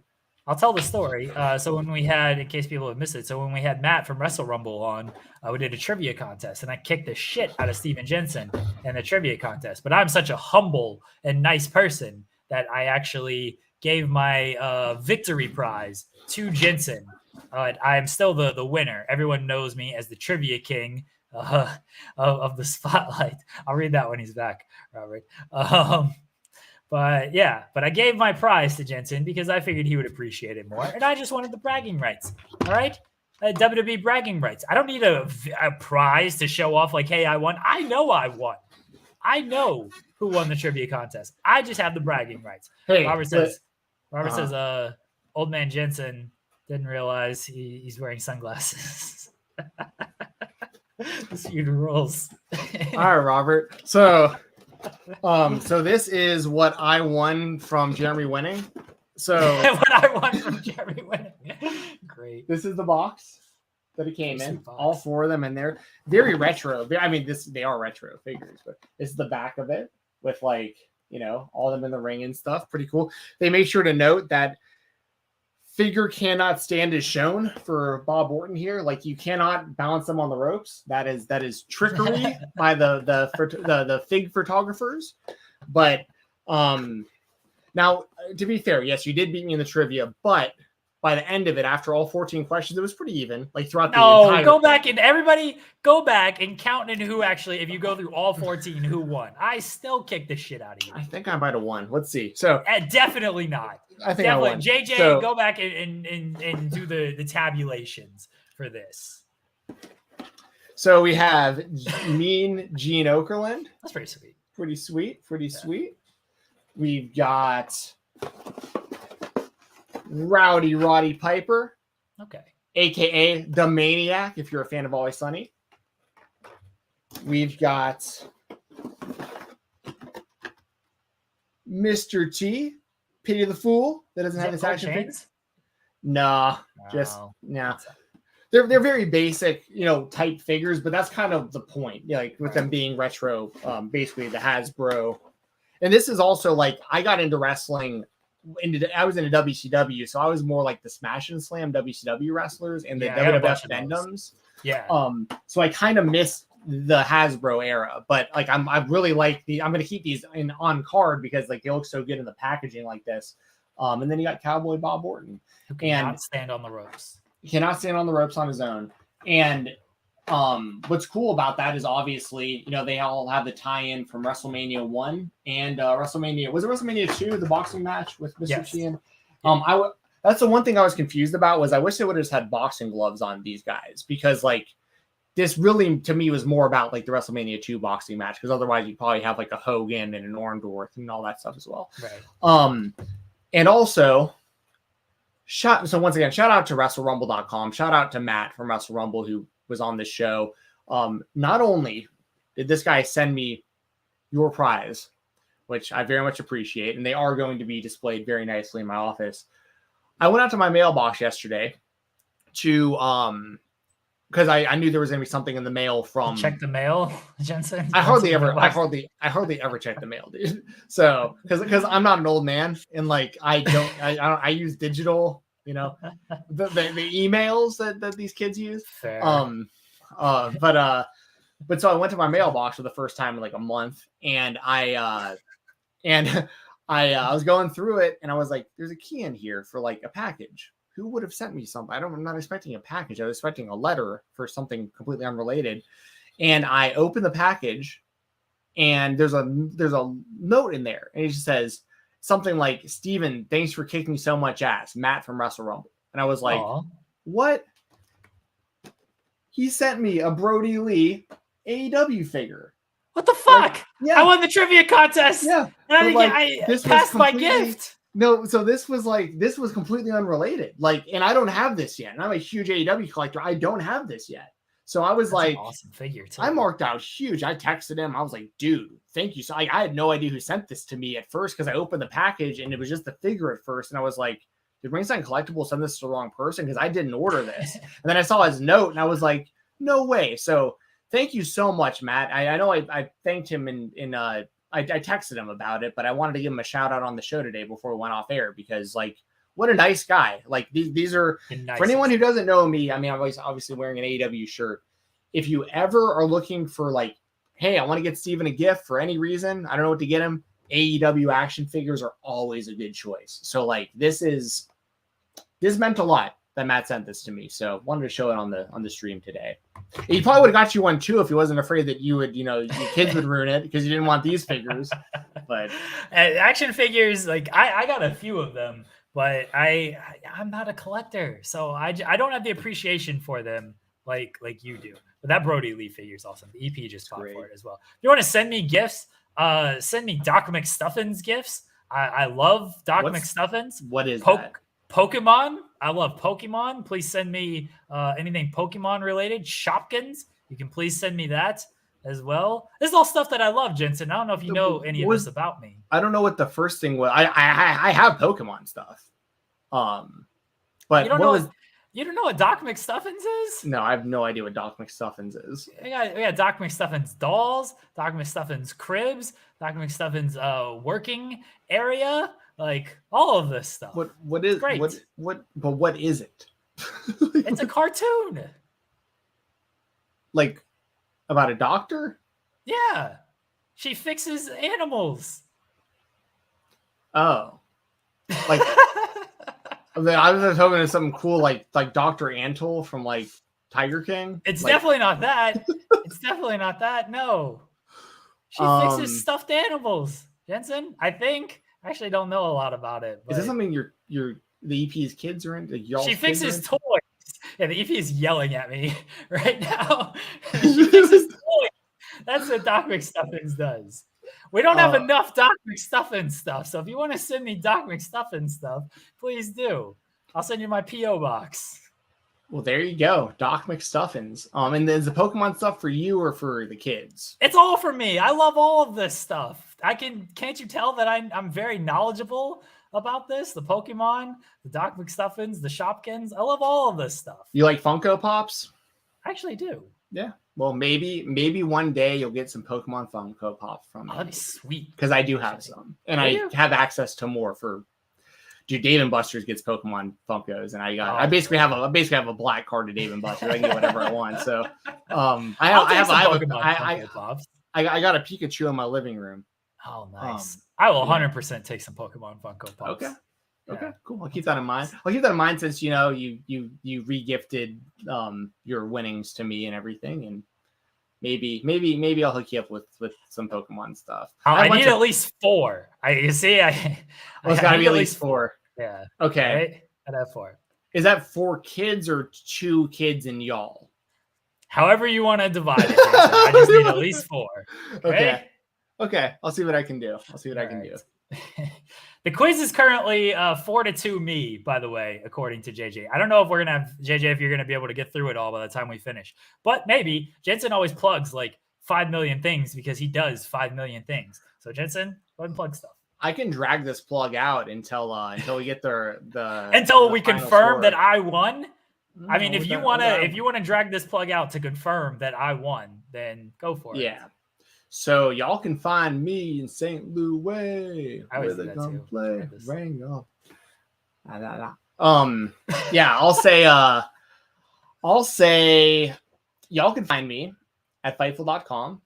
I will be here later tonight. I'll do a solo stream tonight. We're gonna do Twitch. Joel is unavailable. He has some family stuff going on. Very busy guy over there. He got a kid. Shout out to Joel Pearl. Yeah, Matt, we've been fucking. Well, 9 months ago, anyway. Joel got laid 9 months ago, y'all. Yeah. But no, huge shout out to him and his wife. I mean, like, yeah, I've said it on many platforms up to this point, but like, I don't know if we've mentioned it here on the spotlight or not, but obviously we're very happy for Joel, and he has very good reason to be busy tonight. So I will do a solo stream on twitch.tv/Fightful Gaming tonight. I'll go from 7 till probably around 8 o'clock. So about an hour or so. I think I'm going to play some Fortnite. I've been really enjoying the zero build Fortnite since they kind of rebranded the game with the no building option. And I'm going to play that tonight on stream since it'll be just me. I'll jump in some solo queues and try to get some dubs for y'all on Fortnite. So that'll be twitch.tv/Fightful Gaming tonight at 7 p.m. The Weekender will be on Sunday. That's FightfulSelect.com, talking the world of independent pro wrestling and a whole bunch of other stuff. I did a full collective review on the last episode of The Weekender. So if you want to, I literally went through every match from every show from all 12 cards and gave the finishes and some thoughts to everything. So check that out. That's at FightfulSelect.com. Got my show with Doug every Tuesday, live rounds. That's on the RVD Tito for Life YouTube channel. I'll probably have a show with Jesse coming up soon because we do that whenever we're able to. And I'm just trying to keep stretching this until JJ gets our results. What else do I have going on?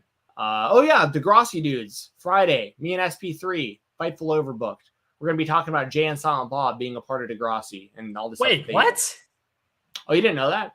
No. Oh, Jan, I Silent Bob were like, Degrassi? I didn't oh no, realize they were Jan, Silent actual. Bob were part of it. Oh yeah, not only are they like actual characters in the show, like for like multiple episodes, like not the whole series, but like there's pockets of episodes where, damn it, JJ, don't. Ha! See, I told you I Ban won him that off. shit overall. What was the Okay. score, JJ? Yeah, it's got to be closer than but no, Jan, Silent Bob are characters on the show for like some chunks of episodes, and Kevin Smith, who plays Silent Bob, of course, Kevin Smith's favorite show as a kid was Degrassi, and he booked himself into a storyline as an adult where he gets to kiss his crush from when he was a kid watching the show. So like, so yeah, we're gonna do a Jan Silent Bob episode 7 to 5. That's pretty close, man. That isn't like a total destruction like you're making it out to be. I beat you when it mattered. And one of them was me overall. And one of them was me just Freudian slipping Karl Malone's name out of my mouth when I clearly meant Dennis Rodman. But yeah. But anyways, no, congratulations. You beat me fair and square. JJ just confirmed it. But I have the prize. So the prize, thank you. See you next week. Guys, go over to FightfulOverbooked.com. Will and Phil are there reviewing Dynamite from last night. Since it is a guest that I know and am familiar with and am friends with, I'm going to pop on there and heckle Phil Lindsay. This is my new bit where anytime Will Washington has a guest that I'm friends with, I just get on there and heckle them. So I'll be on there in like 2 minutes after this show, heckling them. Go to Twitch tonight with Jensen. Stay Fightful Overbooked. We'll get back rolling again next week. This week Joel had a lot of family stuff going on with the kid. I was burnt out as I messaged. Like I'm very burnt out from the last week. Did not feel like doing like a ton of that kind of content because I was also focused on my news content. So I appreciate you guys still supporting and everything we do. Appreciate you guys. We'll be back next week. We'll have the guest. Oh my God. We'll have the guest next week. Everyone take care. Enjoy your